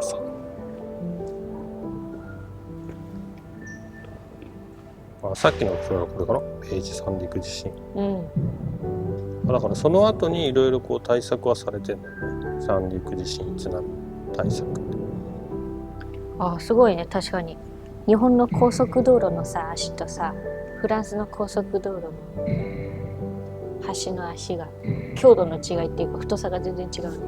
地震がある国とない国ってことでしょ。ああ、そうだね。耐震設計みたいなのが違う、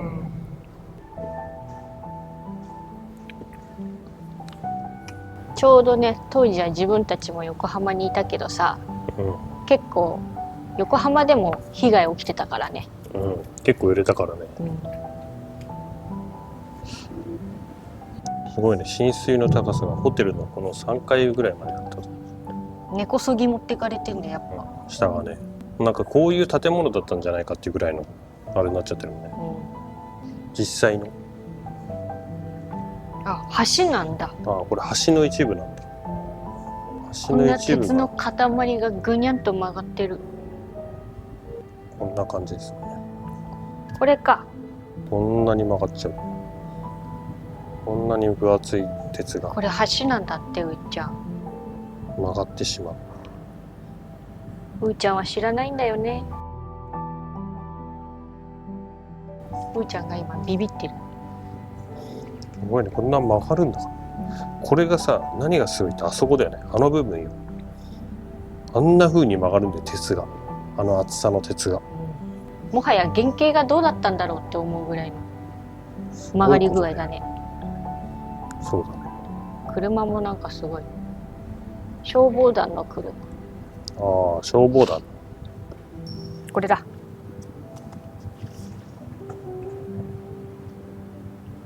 うーちゃんはこの歴史を知らないからね。うーちゃんが生まれる前のことだからね。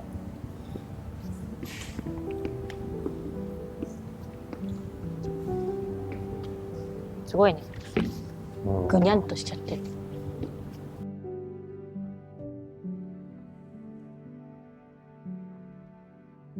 トランペット、ハーモニカ、これこそね、うーちゃんと同じ年ぐらいの子がきっと使ってただろバレーボール、三陸鉄道、信号機。もうこれぐにゃんとしちゃってる。この高さまで来たってことでしょ、要は。う。いや、これ流された後に、あれじゃないのそういうこ。はい。で、ここからね、順路で中に入っていくんですけども、中の方もね、ちょっと撮影禁止みたいなので、一旦ここまでで切り上げます。今ですね、伝承館の中の方から出てきました。で、これからですね、奇跡の一本松があるところまで行きたいと思います。なかなか中はね、撮影できなかったゾーンに関しては、衝撃的なところが多く、いろいろ思うところもあります。で、逆にね、打って変わってというか、今現在はこんな感じでですね、かなり綺麗に整備されてて、本当ね、こう、復興が進んでいるというのをね、見て感じることができます。僕ら初めて来たので、もうこの形しか知らないんですけども、そういうところではところどころやっぱね、建物が綺麗だったりするっていうのを見ると、そういうことなのかなっていうふうには感じております。違うのかな。そうだろうね。これ献花台だろうね。そうだよね。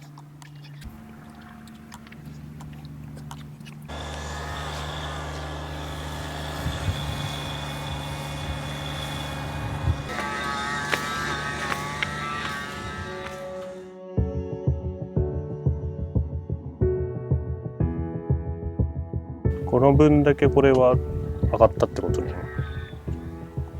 約9メーターぐらい使いだったかな。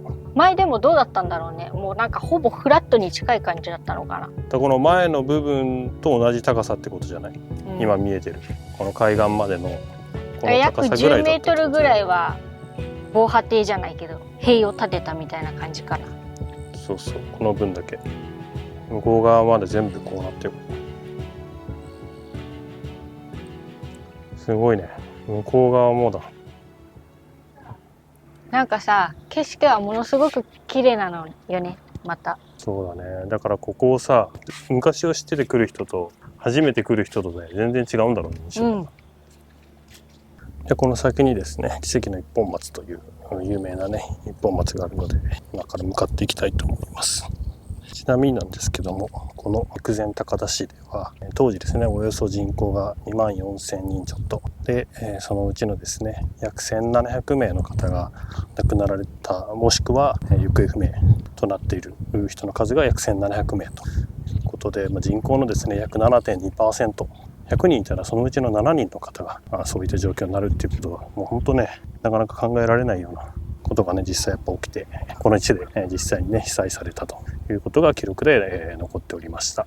もちろんね、他の地域でもそういったね、被災とかされた方たくさんいらっしゃるかと思うんですけども、岩手県の中ではこの陸前高田市がですね、一番被災がひどかったということが伝承館の方でも記録されておりました。はい、でそんな中でですね、この今ちょうど画面中央ら辺に見てる木が1本あるんですけども、これがね、奇跡の一本松で有名な松の木です。それでその横にね、ある建物もですね、震災遺構として残されている建物になります。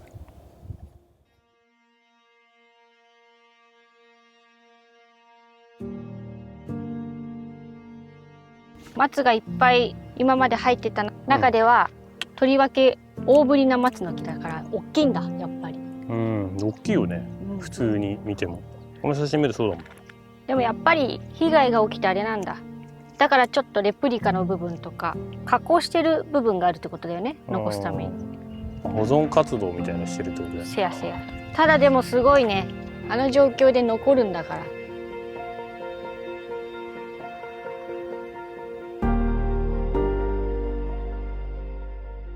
こっち側にね、見えてるのが陸前高田ユースホステルというところで、2011年のね、1月から休館中だったんですね。だから実際津波があった際、無人だったということで、被災された方はこの中でいなかったということなんですけども、建物がですね、完全に水没というところで、実際ね、見ていただけるともうこんな感じですね。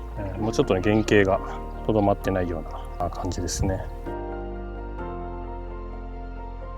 なんか初めて目にして思うけどさ、津波によって流されちゃってさ、再建して今こうなってる中にさ、新しい建物の中にこうさ、被害があったこう建物とかがあると思うと、なんかすごい不思議な感じだよね。まあね、そういうためにね、震災遺構というね、被災した建物だとかそういうねものを残しておくことによって、こういったものを伝承していくというね意味も込めて、こういった形でね残っているのかなと思います。今向こう側に見えてるあの建物もそうかな、あれも震災以降のものだと思います。でもやっぱり一回来てみると思うところもありますけど、その一方ですごくねこの綺麗になった街をね見るっていうのもねすごく大事なのかなというふうには思います。なんかすごい山に囲まれてさ、綺麗だよね。こっからねこの見える風景もこんな感じで、なんか暑いんだけどさ、風はすごい涼しくてさ、日陰だとだからあれだよね。そうそう、なんか家の中でさ窓全開にしてたらさ、涼しい風入ってきてすごい気持ちよさそう。そう確かにそんな感じで、他のところもねこれからちょっと行ってみて、当時のねものをやっぱねちょっと感じたいというか見たいというふうに思ってるので、次の場所にね向かっていきたいと思います。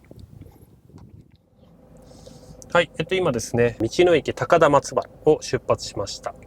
で今日はねこの後ですね、気仙沼の方に向かいまして、岩手県からね宮城県へ、移動していきます。そこからね気仙沼の方の震災被害の伝承館というところがありますので、そこに行って旧高校だったかな、そこはねそのままの形に残っているものが多くあるということなので、またそこでね実際にどんな風になっているのか、どんなことが起きたのかっていうのをね自分の目で見ようかなと思っております。はい、ということでね、ここからですね気仙沼市の方に向かっていきたいと思います。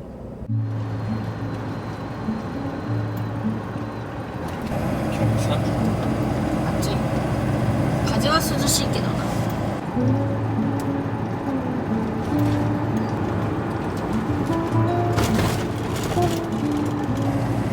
ガソリン変形。今から乗る三陸道はガソリンスタンドの給油できる場所がないって書いてあるから、先に入れる人は入れてくださいね。この三陸道はあれしたってことで、何もその街だけじゃない、道路もそう、電車もそう。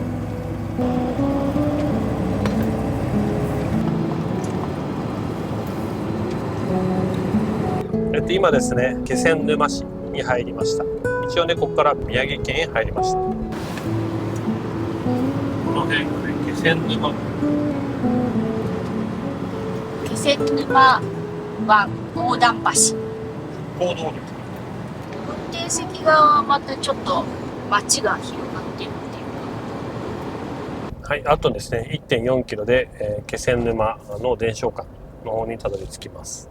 もうここに関しては今ねこうやってもうパッと見えてきた感じからしても、この辺道路とかもすごくやっぱ綺麗になってますしね。でこれも多分防波堤だと思うんですよね。これ防波なのかわかんないけど、あれが学校か。そう、これが学校、これだ。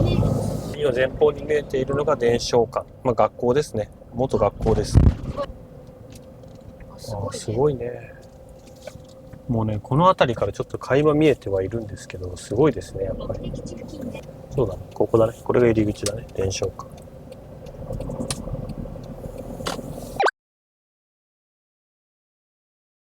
今ですね伝承館の入り口に到着です。平日なんでねかなり人も少ないのかなと思います。そこが入り口かな。はい、こんな感じでね震災遺構となっております。ここからは撮影可能エリア。出た瞬間海の匂いがする。上すごいね、天井んとこ。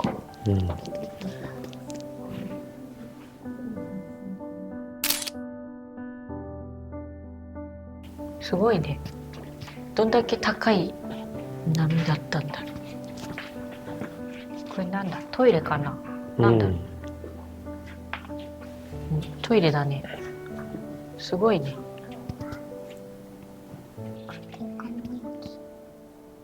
何の部屋だろう。保健室って書いてある。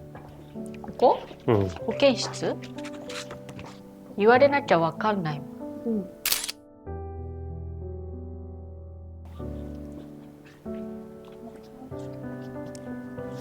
ここは会議室。会議室。もうなんか天井っていう話じゃない。うん。じゃあもうこの天井ぐらいまでは普通に使ってたってこと。うん。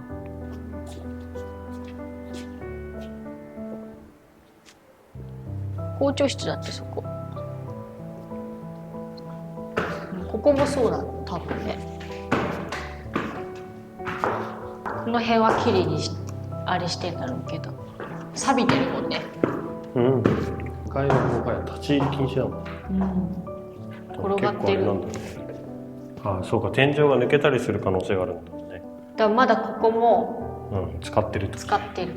錆びてるからね、扉の上がね。津波で流されてきた車が3階にある。せや。こんなのもそうじゃない？うん。このフレームね。すごいね。こっちもこっちですごい。津波到達地点は4階。めちゃくちゃ高いね、やっぱりそう思うと。準備室。送信練習室。ああ。試験のテキストのやつ落ちてるけど、平成23年版って書いてある。ああ、そこで止まってるからね。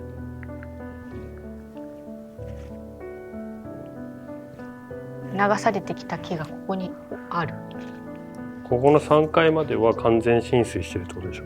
こっからのさ景色見るとこんだけの波が来てたと思うとすごくない？3階だからね。3階だもん。すごいねこれ。ロッカーどういうことになってんだろう。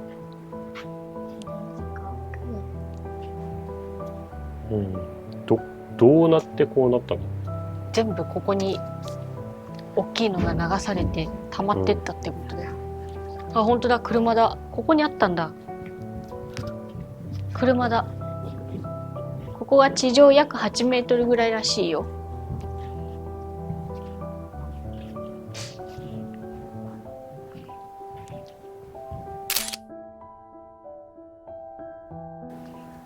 でもさ、こういうのを残さないとさ、うーちゃんたちの時代の人はわからないよ。あ、2011年で止まってる。なんかのラグビーみたいな、アメフトみたいなやつ。本当だ、2011年って書いてある。すごいとしか言いようがない。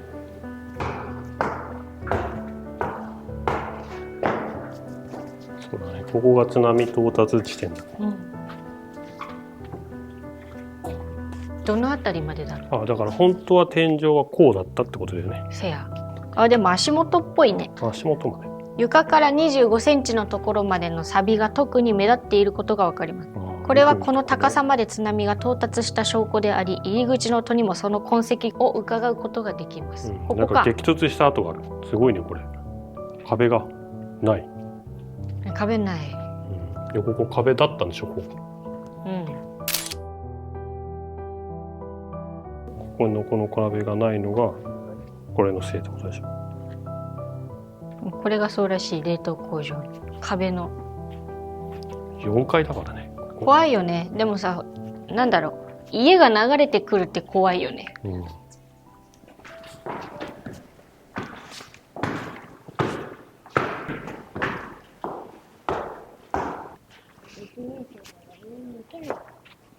登ってたんだっけ？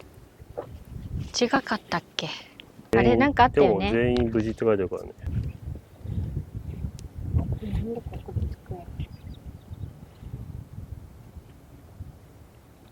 目の前だもんね、海。こうやって見ると海が近いよね。この上にも登ったってことでしょ、多分。なあ、壊れた壁。さっき見えてたとこか。ここから見える。ああ、壊れてるね。本当だね。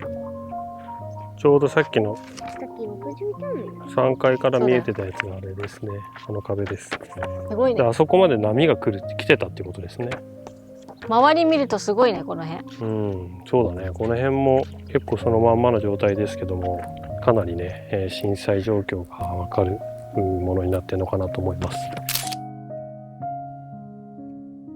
こっち車すごい。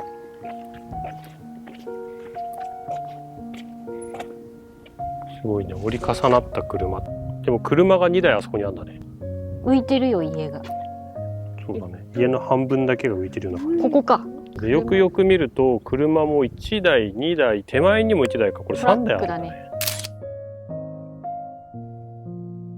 あ、でこれ船か。うんかな。この番号とか。うん、なんとか丸って書いてある。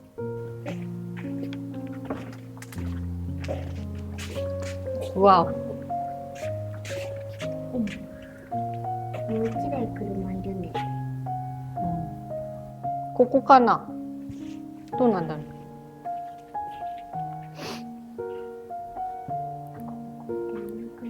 う。向こう側もすごいね。う。うん。反対側。入学おめでとう。高校1年生。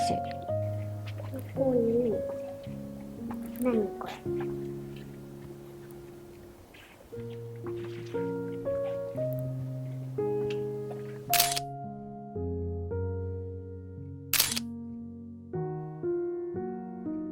すごいフレームが防火扉みたいなやつとかもグニングニンしてるね。ブレーカー？これすごい壁はそのままだ。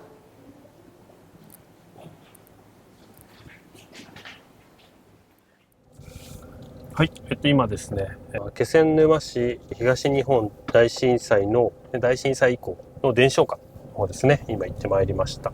映像でね、お伝えした通りにはなってしまうんですけども、高校のね、校舎で4階までね、波が来ると。で、3階まで完全に水没してるっていうような、それぐらいですね、津波っていうものが高い位置まで来たというのが、すごくね、現物で見ながらなんで伝わってくるというか、これもみんなそうなのかな。ちょっと今ね、横にあったんですけど、国土交通省の車、これも多分そうでしょうね。学校の校舎の中に車が入ってるんですよ。しかも3階ぐらいにあるんだよね。あんなところまで車が来るんだっていうのが、それがやっぱね、衝撃的で、そんなことってあるんだな、みたいな。想像つかない世界っていうんですかね。実際に目で見て、初めて、こんなことがあったんだっていうのが、ニュースとかで見てて分かってても、やっぱりね、実物だと物が違うというか、やっぱこういうものはね、自分で目で見てみないと分からないんだなっていうのがね、今回ね、すごく思いました。はい。でね、もう間もなく着いちゃうんですけども、ここの震災館からすぐそばにですね、ご飯屋さんが1軒ありまして、ちょっとね、お昼ご飯食べてなかったんで、これですね、海鮮屋。なるべくね、やっぱせっかくここまで来たんで、ここでね、なんかこう、ご飯とか食べたいなと思ってて、はじかみっていうところですね。2時までということで、今もう1時10分回ってますので、ちょっと急ぎ目で行ってきます。こんな感じです。なんだっけ、磯ラーメン大盛り。ママのが海鮮丼。ちょっとラーメンほらもらいたいから。ママの海鮮丼。いろいろ乗っかってる。そういろいろ地魚3種。はい、今ですね、ご飯屋さん行ってまいりました。で、先ほどのね、気仙沼のね、伝承館のすぐ近くなので、ぜひね、こちら来た方はね、もしあれなら寄ってみてください。この後ですね、浜あれうたつというところに向かっております。で、ここはね、何のところかと言いますと、実はですね、今回のですね、キャンピングカーバケーション in 東北のですね、会場になっております。もうここからわずかね、20キロぐらいのところなんで、時間にして30分ちょっとぐらいかな、の距離で、開催予定しております。そこは、そんな大きなね、敷地があるわけではないんですけども、南三陸観光協会の方がですね、協力してくださって、敷地もね、少し大きめに使えるということになっております。で、今回のですね、キャンピングカーバケーションにつきましては、募集期間がですね、8月の5日土曜日18時からですね、第一次募集開始となりますので、募集台数としましては100台ぐらいなんで、本当ね、皆さん来てくれて100台がね、生まれば一番いいんですけども、なるべくね、満車になるようになったらいいなと思っております。ということでね、そのね、浜あれうたつというね、特別会場になりますが、そこにですね、これから向かっていきたいと思います。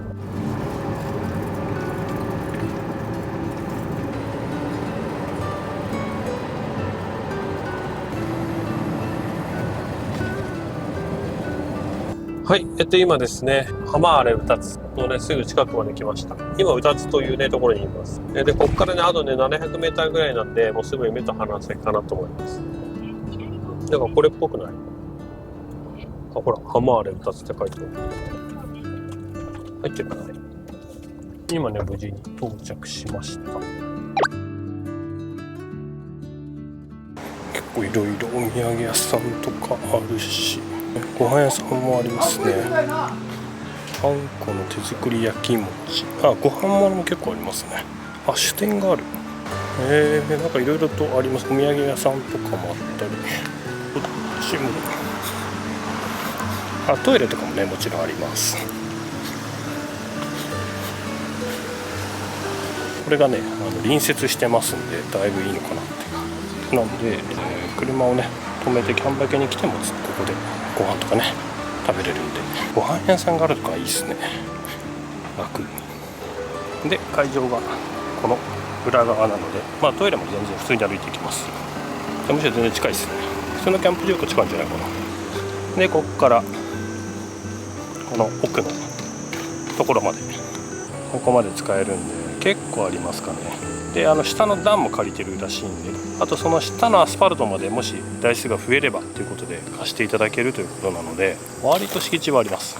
なのでぜひ皆さんご参加のほどよろしくお願いします。はい、今ですね、浜原うたつの方に行ってきました。でね、会場のね、チェックもしてきて、規模感とか雰囲気というか、今回ね、何がいいって、その、隣接してるね、浜原うたつっていうところで、その食事ができたりとかトイレももちろんありますし、そういうね、出店のキッチンカーとかなくてもなんとかなりそうな感じなんで、そこは結構大きいですね。はい。で、当日はですね、この温泉とか、この辺ね、近くにないので、で、菊池さんがバスで送迎してくれるということなので、それでこうみんなに乗って、温泉まで行こうみたいな、そんな感じですね。今回ですね、岩手県の陸前高田からこの南三陸町のですね、震災以降をちょっとこう回るという形で、今回ですね、特に東北のキャンピングカーバーケーションをやるのにあたって、多くの方々の、知ってもらいたいことというところでは、このね、南三陸観光協会と一緒に復興支援も兼ねてやらせていただいてて、菊池さんもそうですし、菊池さんと一緒にね、お手伝いしていただいているその方もですね、この復興支援について、ここでやりたいというその強い気持ちをね、持ってやっていてくださってまして、そういう方々のね、思いからキャンピングカーバーケーション東北が開催できるようになりましたので、そういうところもね、皆さんにね、お伝えできたらなと思って、今回ですね、この震災以降回らせていただきました。僕ら自身もですね、実際に被災地に来て、実際にこの震災以降を見て、それからね、こういった話をしたいなっていうふうには思ってたんで、そこに関しましては、12年ね、経ちましたが、ようやくね、訪れることができて、思うところもたくさんありながら、逆にやっぱりね、見てちゃんと自分でね、感じたことはね、すごい良かったのかなと思っております。当時震災が起きた時は僕たちは生きていて、僕もママもねそれぞれ地元でそれを経験しました。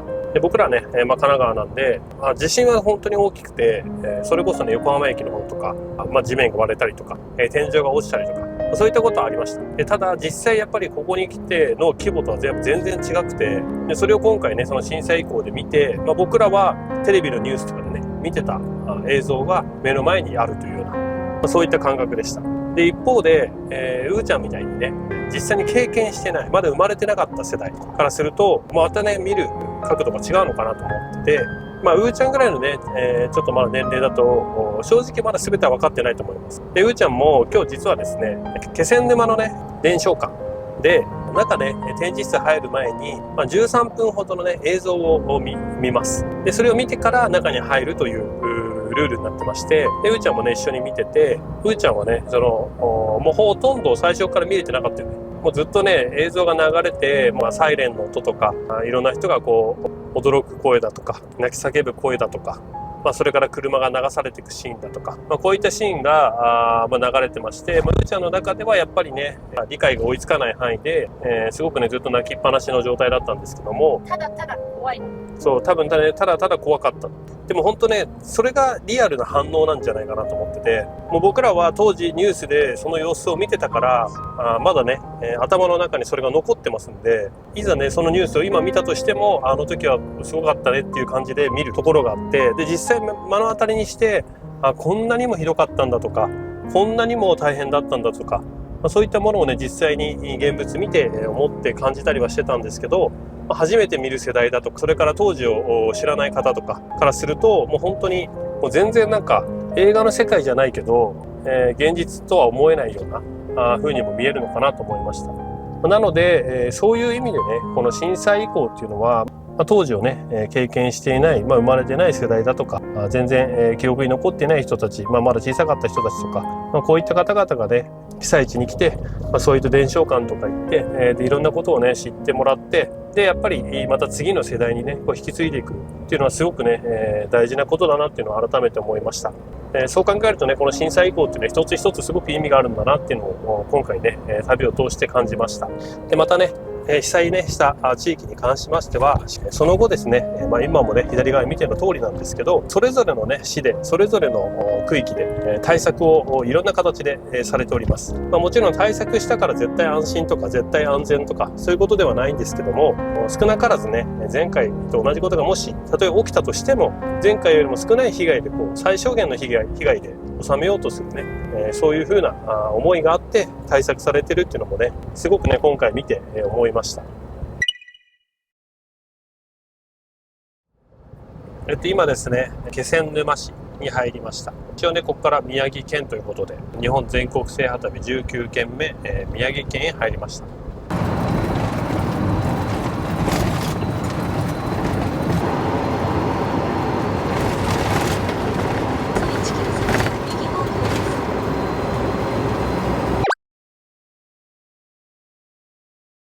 はい、今日はね道の駅についてる双子の湯という温泉です。じゃあ行ってきます。今から牛乳飲みます。パパはマッサージ機にだからママですごい気にやってたよ。一度だけ牛乳休憩。お風呂上がり乾杯。うま。はい、今ですね温泉から帰ってきました。パリ。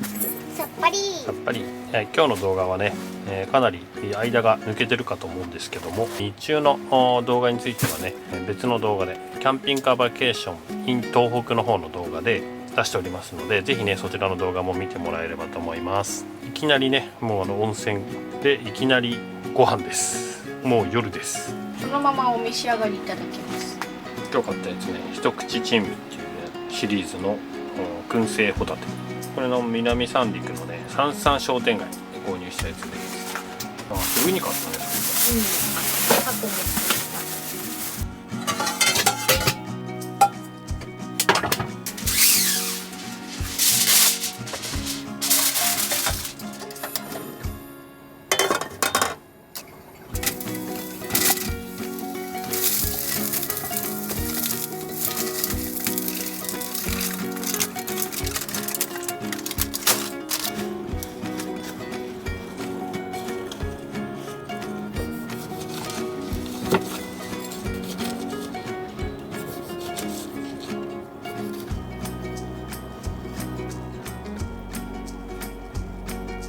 正解のアボカドだ。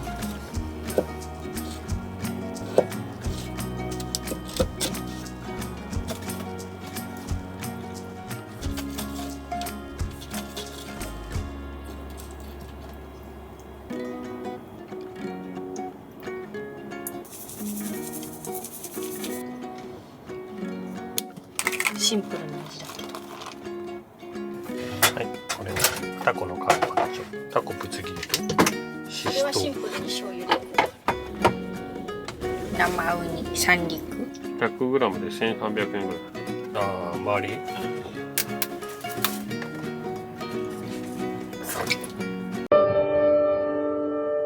盛大にこぼしたけど。はい、こちらもね、今日買ったやつで宮城県産の横田屋のお手軽バラ海苔、そのまま食べれます。でこれをねウニにバラバラってかけて食べようかなっていう作戦です。食べてみるよ。でこれさもうバッてかけちゃっていい。パラパラ。うまい。ご自分でパラパラさせてください。であとですねこちら、これはね岩手県産の陸前高田市で購入した広田湾ごま香る茎わかめ。食べてみて。これね、先ほど紹介した一口珍味なんですけども、桜チップって南三陸のホタテを天然の塩でふっくらと茹で上げ、桜チップで優しく蒸しました。どっちが飲みやすいんだろう。今日はねビール買ってきております。南三陸のペールエールですね。でこっちがですね、こっちがねバイゼン、山内鮮魚店×岩手蔵ビールってこれ作ってるらしいね。はい、今日はねこちらのビールで乾杯します。いただきます。はい、いただきます。乾杯。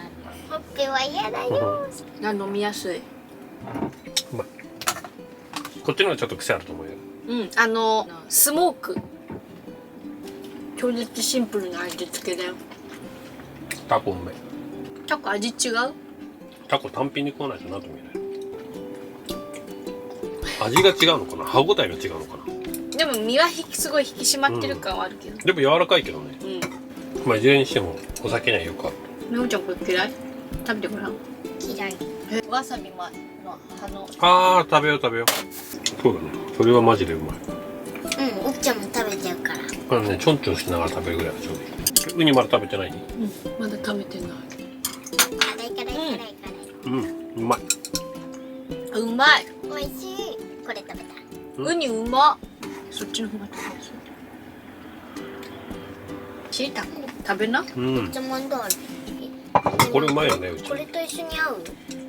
今日ですね、南三陸の三々商店街に行って一個だけね残念だったのがね、モアイ像がね見れなかったの。そちょっとねモアイ像はね結構ね楽しみにしてた。でいざね行ってみたらちょうどねお引っ越ししちゃってて、でこれから設置完了してお披露目になるということで、ちょっとねタイミング悪くてモアイ像に出会えなかったです。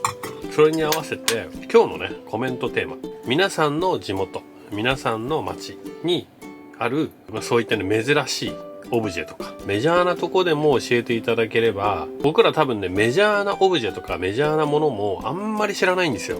なんでまあコアなところからメジャーなところまで有名なものを教えていただければよろしくお願いします。う。よろよろしくお願いします。そろそろね日本酒に行きます。あ、日本酒が今来ました。はい、じゃあこちらですね、本日ね紹介する日本酒になります。岩手県の岩の井酒造さんで購入した真心純米大吟醸紫ラベルです。でこれはねちょっとスーパーで売ってなくて、実際にね酒造に行きました。こちらね今日いただこうと思います。じゃあ真心入れていきますね。冷蔵庫がパンパンなんだよ。はい、乾杯。乾杯。うん、あ、美味しい。うまいです。ちょっと甘め。うん、ママ好みじゃない。普段日本酒を飲まない人でもめちゃくちゃ飲める系の日本酒です。飲みやすい、とても。そう、なんかこう独特なね残る感じがないよね。スッて入ってくる。うまい。いいお酒。うん。ウニもうまくない？いやこれ日本酒とウニっていうねマジでねちょっとチミチミ食べてね。組み合わせがやばいんですよね。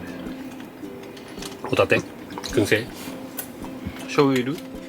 いや、いらない。そのまま。あんまりスモークがきつくないからすごい食べやすい。あ、そう。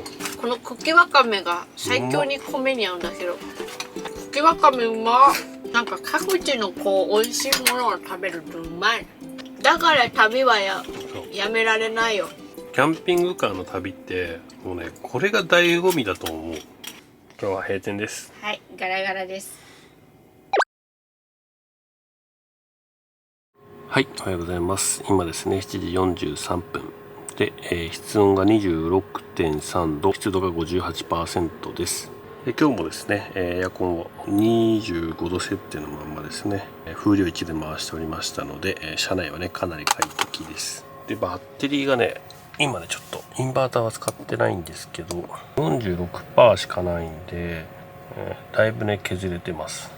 はい、肝心のねエアコンに関してはポタ電で回してまして、昨日の夜ね 83% からスタートして7時ぐらいなんですけども、残りの残量が 29% となっております。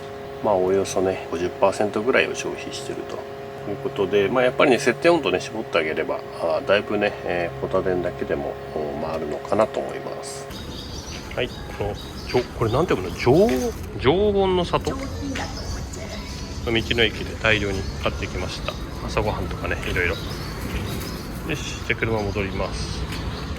はい、おはようございます。今ですね、出発しました。で、今日はね、道の駅でね、ご飯も一緒に買ってきて、道中ね、移動しながら食べよう計画です。今日は、この後ですね、松島の方に向かっていこうかなと思っております。日本三景の一つですね。日本三景は多分初めてかな、ここに行くのが。初めて。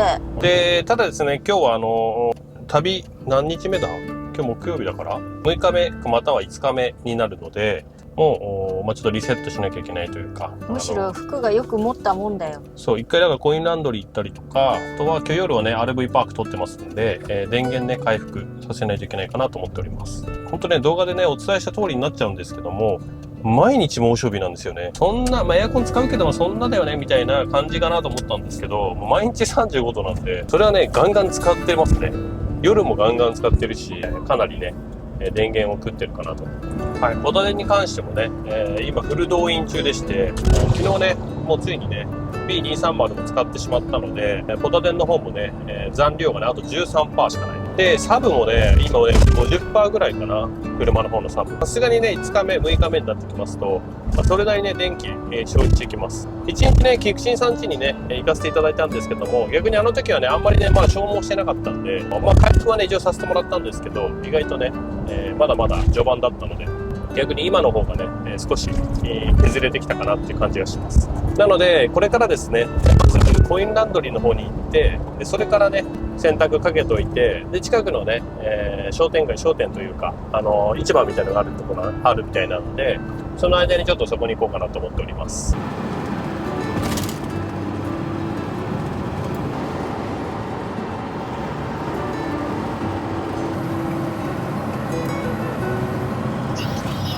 あともうちょっとでコインランドリーやっと洗濯できる。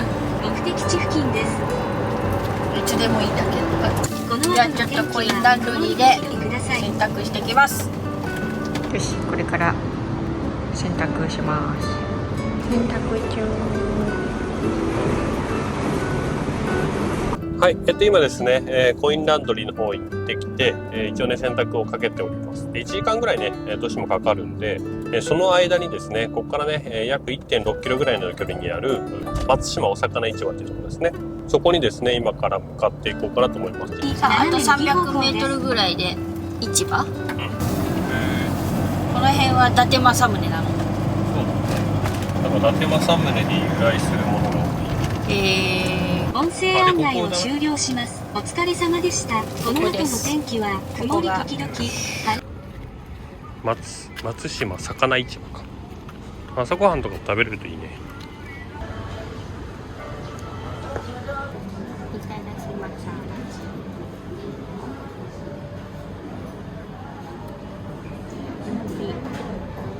す。海鮮ラーメン。あとムール貝っぽいね。ホタテとかかな。はい、今ですね、魚市場ね、出まして、洗濯物も今無事に回収しました。で、これからですね、松島の方にね、向かっていこうかなと思います。で、松島の方は駐車場がね、あんまりなくて、ちょっと大きいところに1個止めといて、そこから出歩こうかなという感じになっております。なんで、今からですね、1いくらみたいなところのパーキングに止めて、から行こうかなと思います。松島レトロ感だって。ただでもやっぱ観光地って出てるものが割と似てるよね。うん。ここが、この大型駐車書いてある。ここぐらいしかね、キャンピングカーなんかね、止めらなそう。本当だ、駐車可能。アドバイリング。今ね、駐車場止めて、先にお金払ってきます。はい、ここのね、駐車場だったら、キャンピングカーも入れます。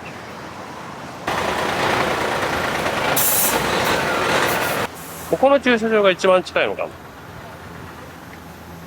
な。あ、これ見ればわかるんじゃない？あれが一番遠い。うん、随岩寺ね。そうだ、じゃあ随岩寺から行くか。あ、でも書いてある。今があるんじゃない？で無事にね、到着です。随岩寺。伊達政宗公のね、復旧したという随岩寺です。暑いね、でも。今日も35度でしょ。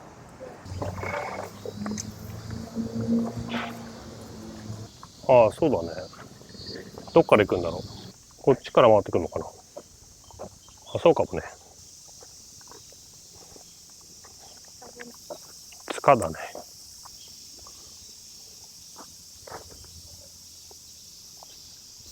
ああ、でもすごいね。よく昔の人はこれをこんな綺麗に切ったよね。掘ったっていうのか。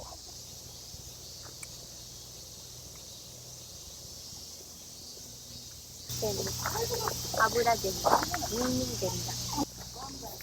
みたいなセミいた。セ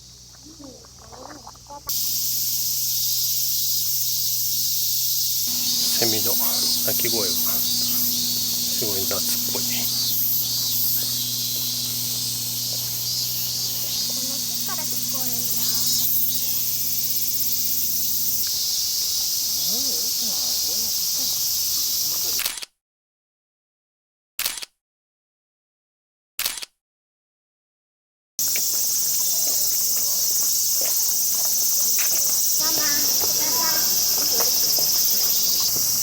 ジーガン寺本土国宝だ。ね。最後多分そっちから戻ってくるんじゃない。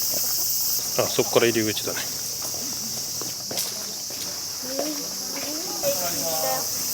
うん？撮影禁止だよ。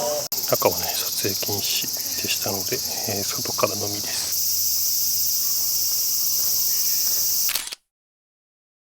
じゃあこれかな？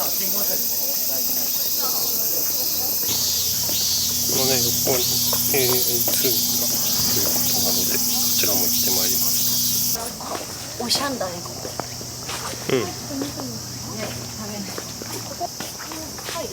うん。撮影禁止なのでね。大人が2人の小学生。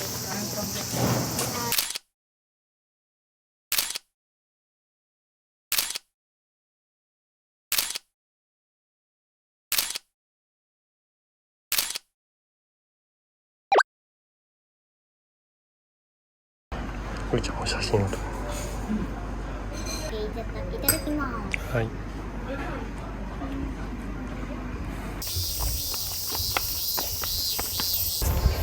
このね、ここを信号を渡れば松島っぽい風景が見えるんじゃないかな。で今ですね、信号を渡って多分こちらに見えるのが五大堂です。書いてある五大堂入り口。じゃあ行こう。透かし橋でしょ。透かし橋を直してるってなんだろうと思って。ふいちゃん先こっちママと行って。うん。ふいちゃんその橋よく見てごらん。そう、下が透けてるからね。そうだよ。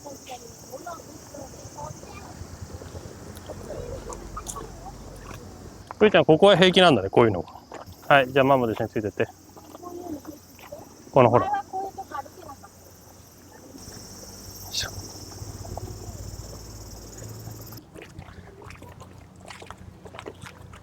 こちらね、五大堂。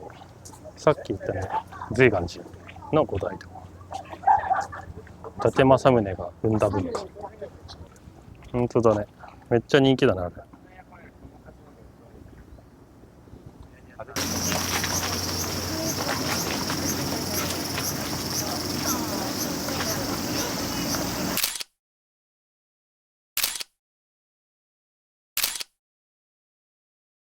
よし、ゴー。次は長い赤い橋を渡り行くよ。そろそろ橋に到着。意外とね、駐車場止めたとこから歩いてこれちゃいます。この辺全部。なんで結構気が楽です。ああ、これぐらいだとちょうどいいね。日がないとすごくちょうどいい。そっち側、そっち側。うん。左、左。この福浦橋って全長250メートルらしい。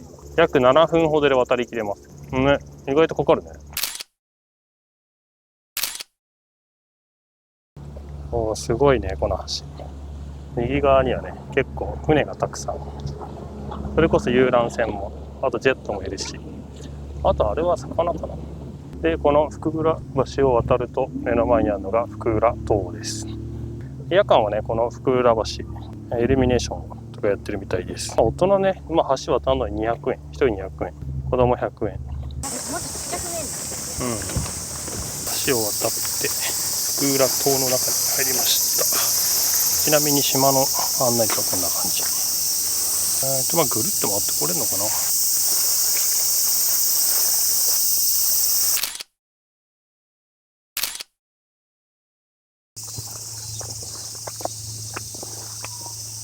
あ、涼しい。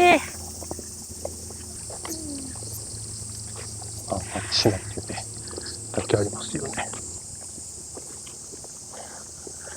どこまで行くんだろこれ回れんのかな。う。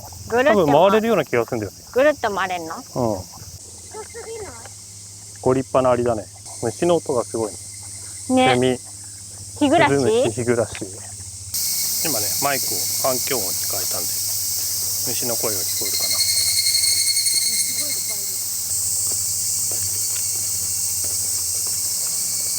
ここから各島々が見えるんだね。ね。日本三景松島。ぐるっと回ろう、せっかくなら。うん。前進んでる感じがしない。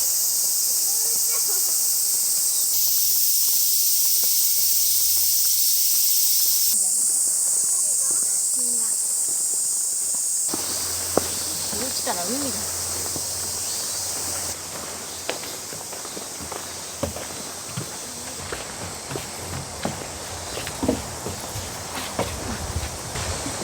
これは何？そこの剣。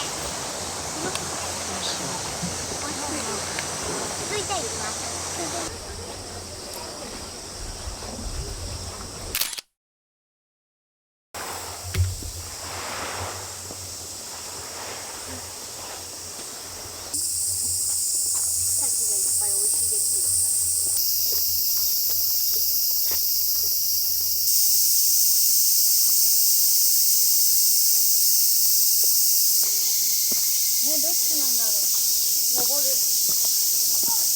よし、じゃあねこれでね元の道に戻ってきたんで、ここからはゆっくり戻っていきたいと思います。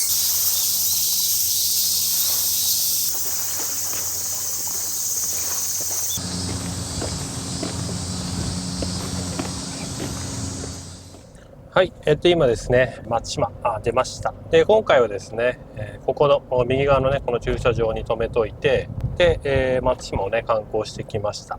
随岩寺から始めて、松島のね通りも通ったり、円通院ちょっとね動画の撮影ができなかったんですけども、写真はねいいみたいなんで写真だけ撮ってきました。随岩寺の方はね本堂の中はね、国宝になってまして、こちらもですね撮影はね NG でした。今日はですねこの後 RV パーク女川さんの方に行きますので、そちらの方でね浜焼きの食事ありにしてますんで、ちょっとねこっちでご飯食べながら我慢して女川までね今から行っちゃいます。で距離はね40キロぐらい松島からありますので、まずあと1時間ぐらいかなで着くかなと思います。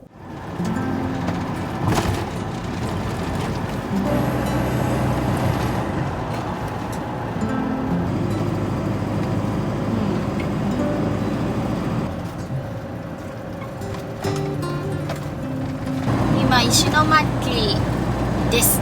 この辺もいろいろ被害があった場所ってことやね。陸前高田もそうだし気仙沼もそうだけど、震災の時は本当ね毎日ねこの辺の市の話はねニュースでも出てたかなと。結構海から距離あるように思うんだよ。だからこういうのとかもさ実際に来てみないと分かんないじゃん。ニュースで見た感じだとさ、なんかもっと近いところでだけが被害を受けてるように見えるけどさ、実際はさこんなにも離れてるとこでさえ浸水、ね、区域ここまでとか書かれてるんだから。まあでもいい場所よ、とても。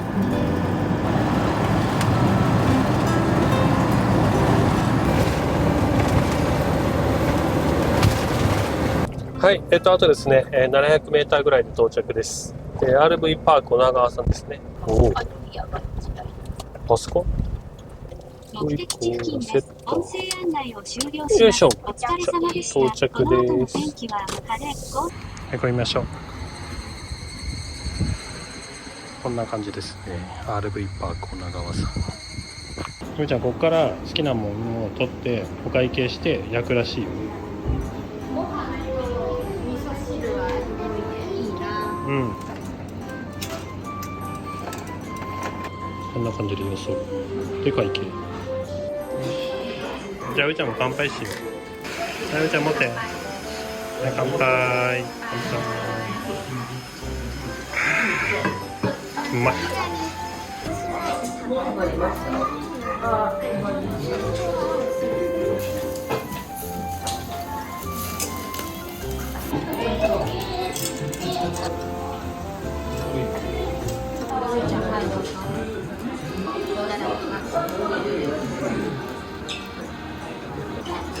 じゃあ2回戦目です。日本語じゃない。こりゃまた青森に行くしかないよ。どうも、ういちゃんさん。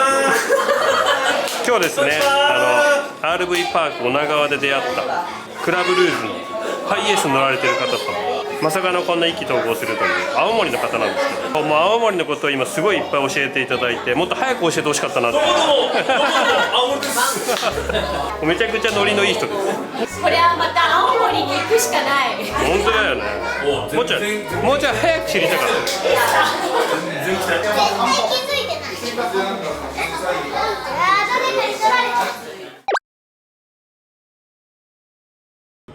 はい、シャワー室こんな感じであります。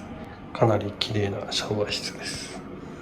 で、男性用女性用で分かれてますので、その辺もね気にしなく使えるのもいいところかなと思います。洗面台もあります。あ、でもこっちはドライヤーはないのかな。そうですね、ドライヤーはないかも。まあでも別にドライヤーは自分の車でやればいいのかなと思うんで大丈夫です。はい、今ですね、シャワーとか入ってきて戻ってまいりました。今回はですね RV パーク女川さんに来てたんですけども、RV パークのね女川さん経営者のオーナーさんもねすごくいい人だったんですけど、たまたま青森県から来られてる先ほどねちょっと紹介した乗られてる方や、あとはですね実はねお隣さんがRV パーク持ち棟を経営されてる方で、これもね本当にね、ご縁だなと思ってて、実は2週間ぐらい前かな、ちょっと動画にはしてないんですけど、実は RV パーク持ち棟のすぐ近くの持ち棟漁港に僕らいたんですよね。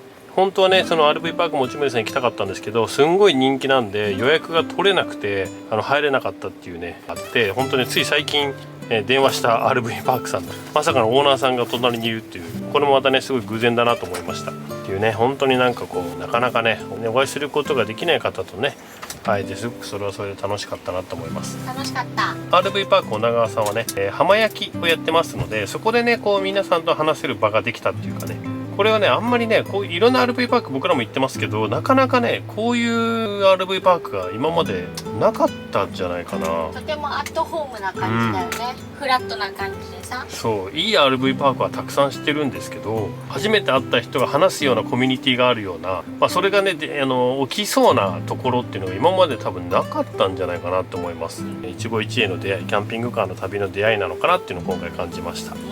はい、ということでねこのね RV パーク女川で、浜焼き付きの夕食コース、これはねすごくおすすめです。お酒が進みます。そう、石巻女川にね来られた方はぜひここは、ね、利用していただきたいなと思うような RV パークでした。とてもいい場所でした。はい、ということでね今日はね、この後はゆっくりね車内で、もう一回飲み直そうかなと思っております。しっぽりと。はい、はい、じゃあうーちゃんおやすみなさい。すみおやすみ。ママの特等席取った。バイバイおやすみ。バイバイおやすみ。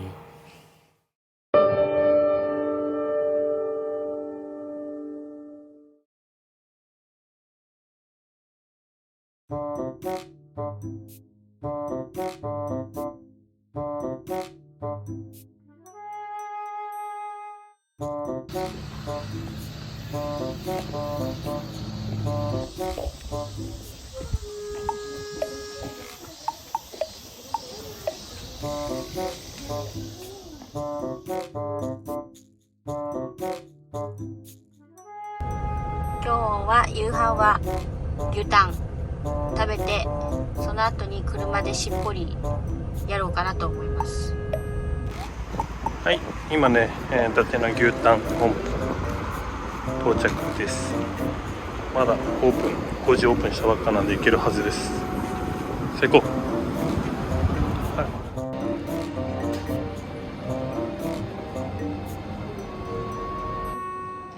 ご飯あげる。ふーちゃんはシチュー食べましょう。はい、今ですね、温泉ついてサンピア来るんですね。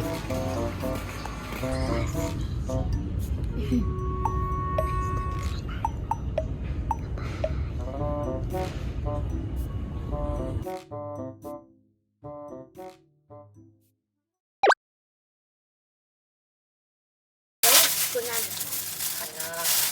だと思う。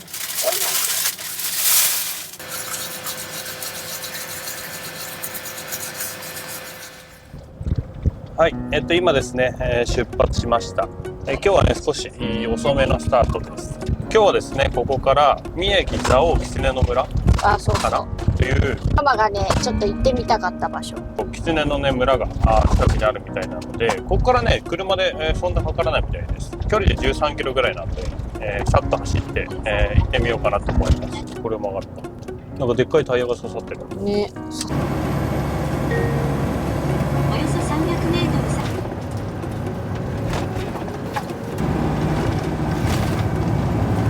はい、あと700メーター。あれだね、なんかどっかね細道って書いてあったから、ちょっとあれかな。でも一瞬なんかあれがちょっと細かったから。そこ？どこだ？狐。あ、これか。右方向です。そうだね、この上が上がる。第一駐車場。なかなか急勾配だ。ね。目的地付近です。音声案内を終了します。狐100頭放し飼いだよ。ちょっとね、今ね、蔵王狐村の方行ったんですけども、ちょっとね、動画の撮影が禁止ということで、今回ね、動画は撮りません。で、その代わりですね、写真は OK みたいなので、写真だけちょっと撮って、雰囲気とかね、お伝えできればいいかなと思っております。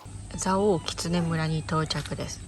あと入るのね、結構自己責任がということなので、楽しんで行っていきたいと思います。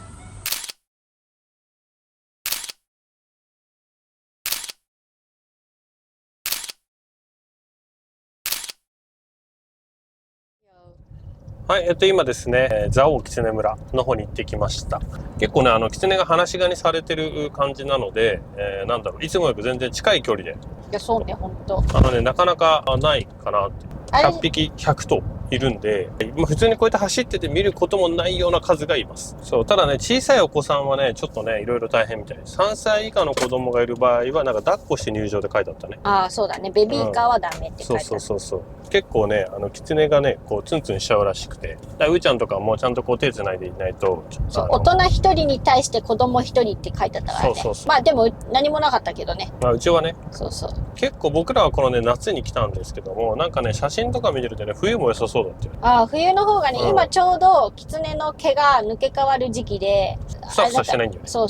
冬の方がね、冬毛だからすごいモフモフしてて可愛かったよね。ということでね、とりあえず今狐の村を出てきました。で、今日はですね、この後全く何も考えてなくて、とは言ってもね、もうね、ちょっと今日から帰りに向けて走ってもいいのかなと思ってて、帰路に着こうかなと思っております。今日なんかもう緩くだな。そう。帰りだから。はい、ということでね、ちょっと今からね、一回ね、市街地の方に降りていきたいと思います。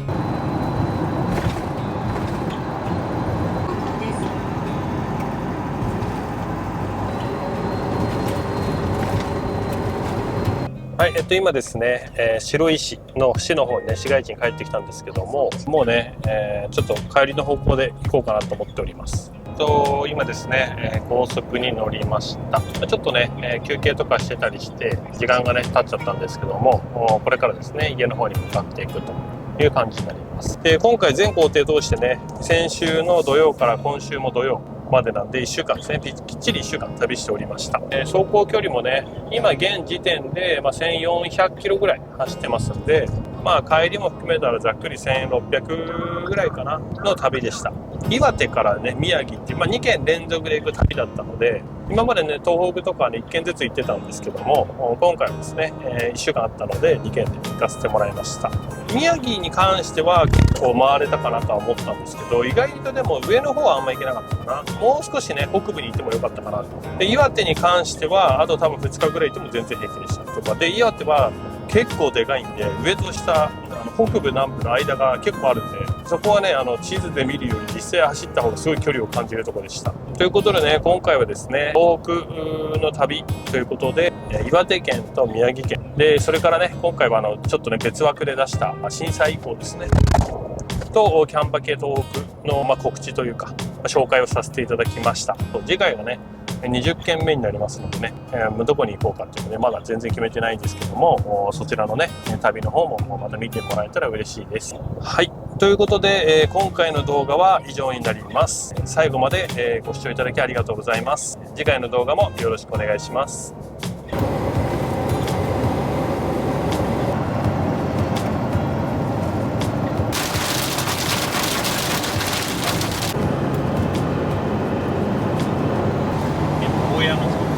ナスを過ぎた。あ、花火見えた。チ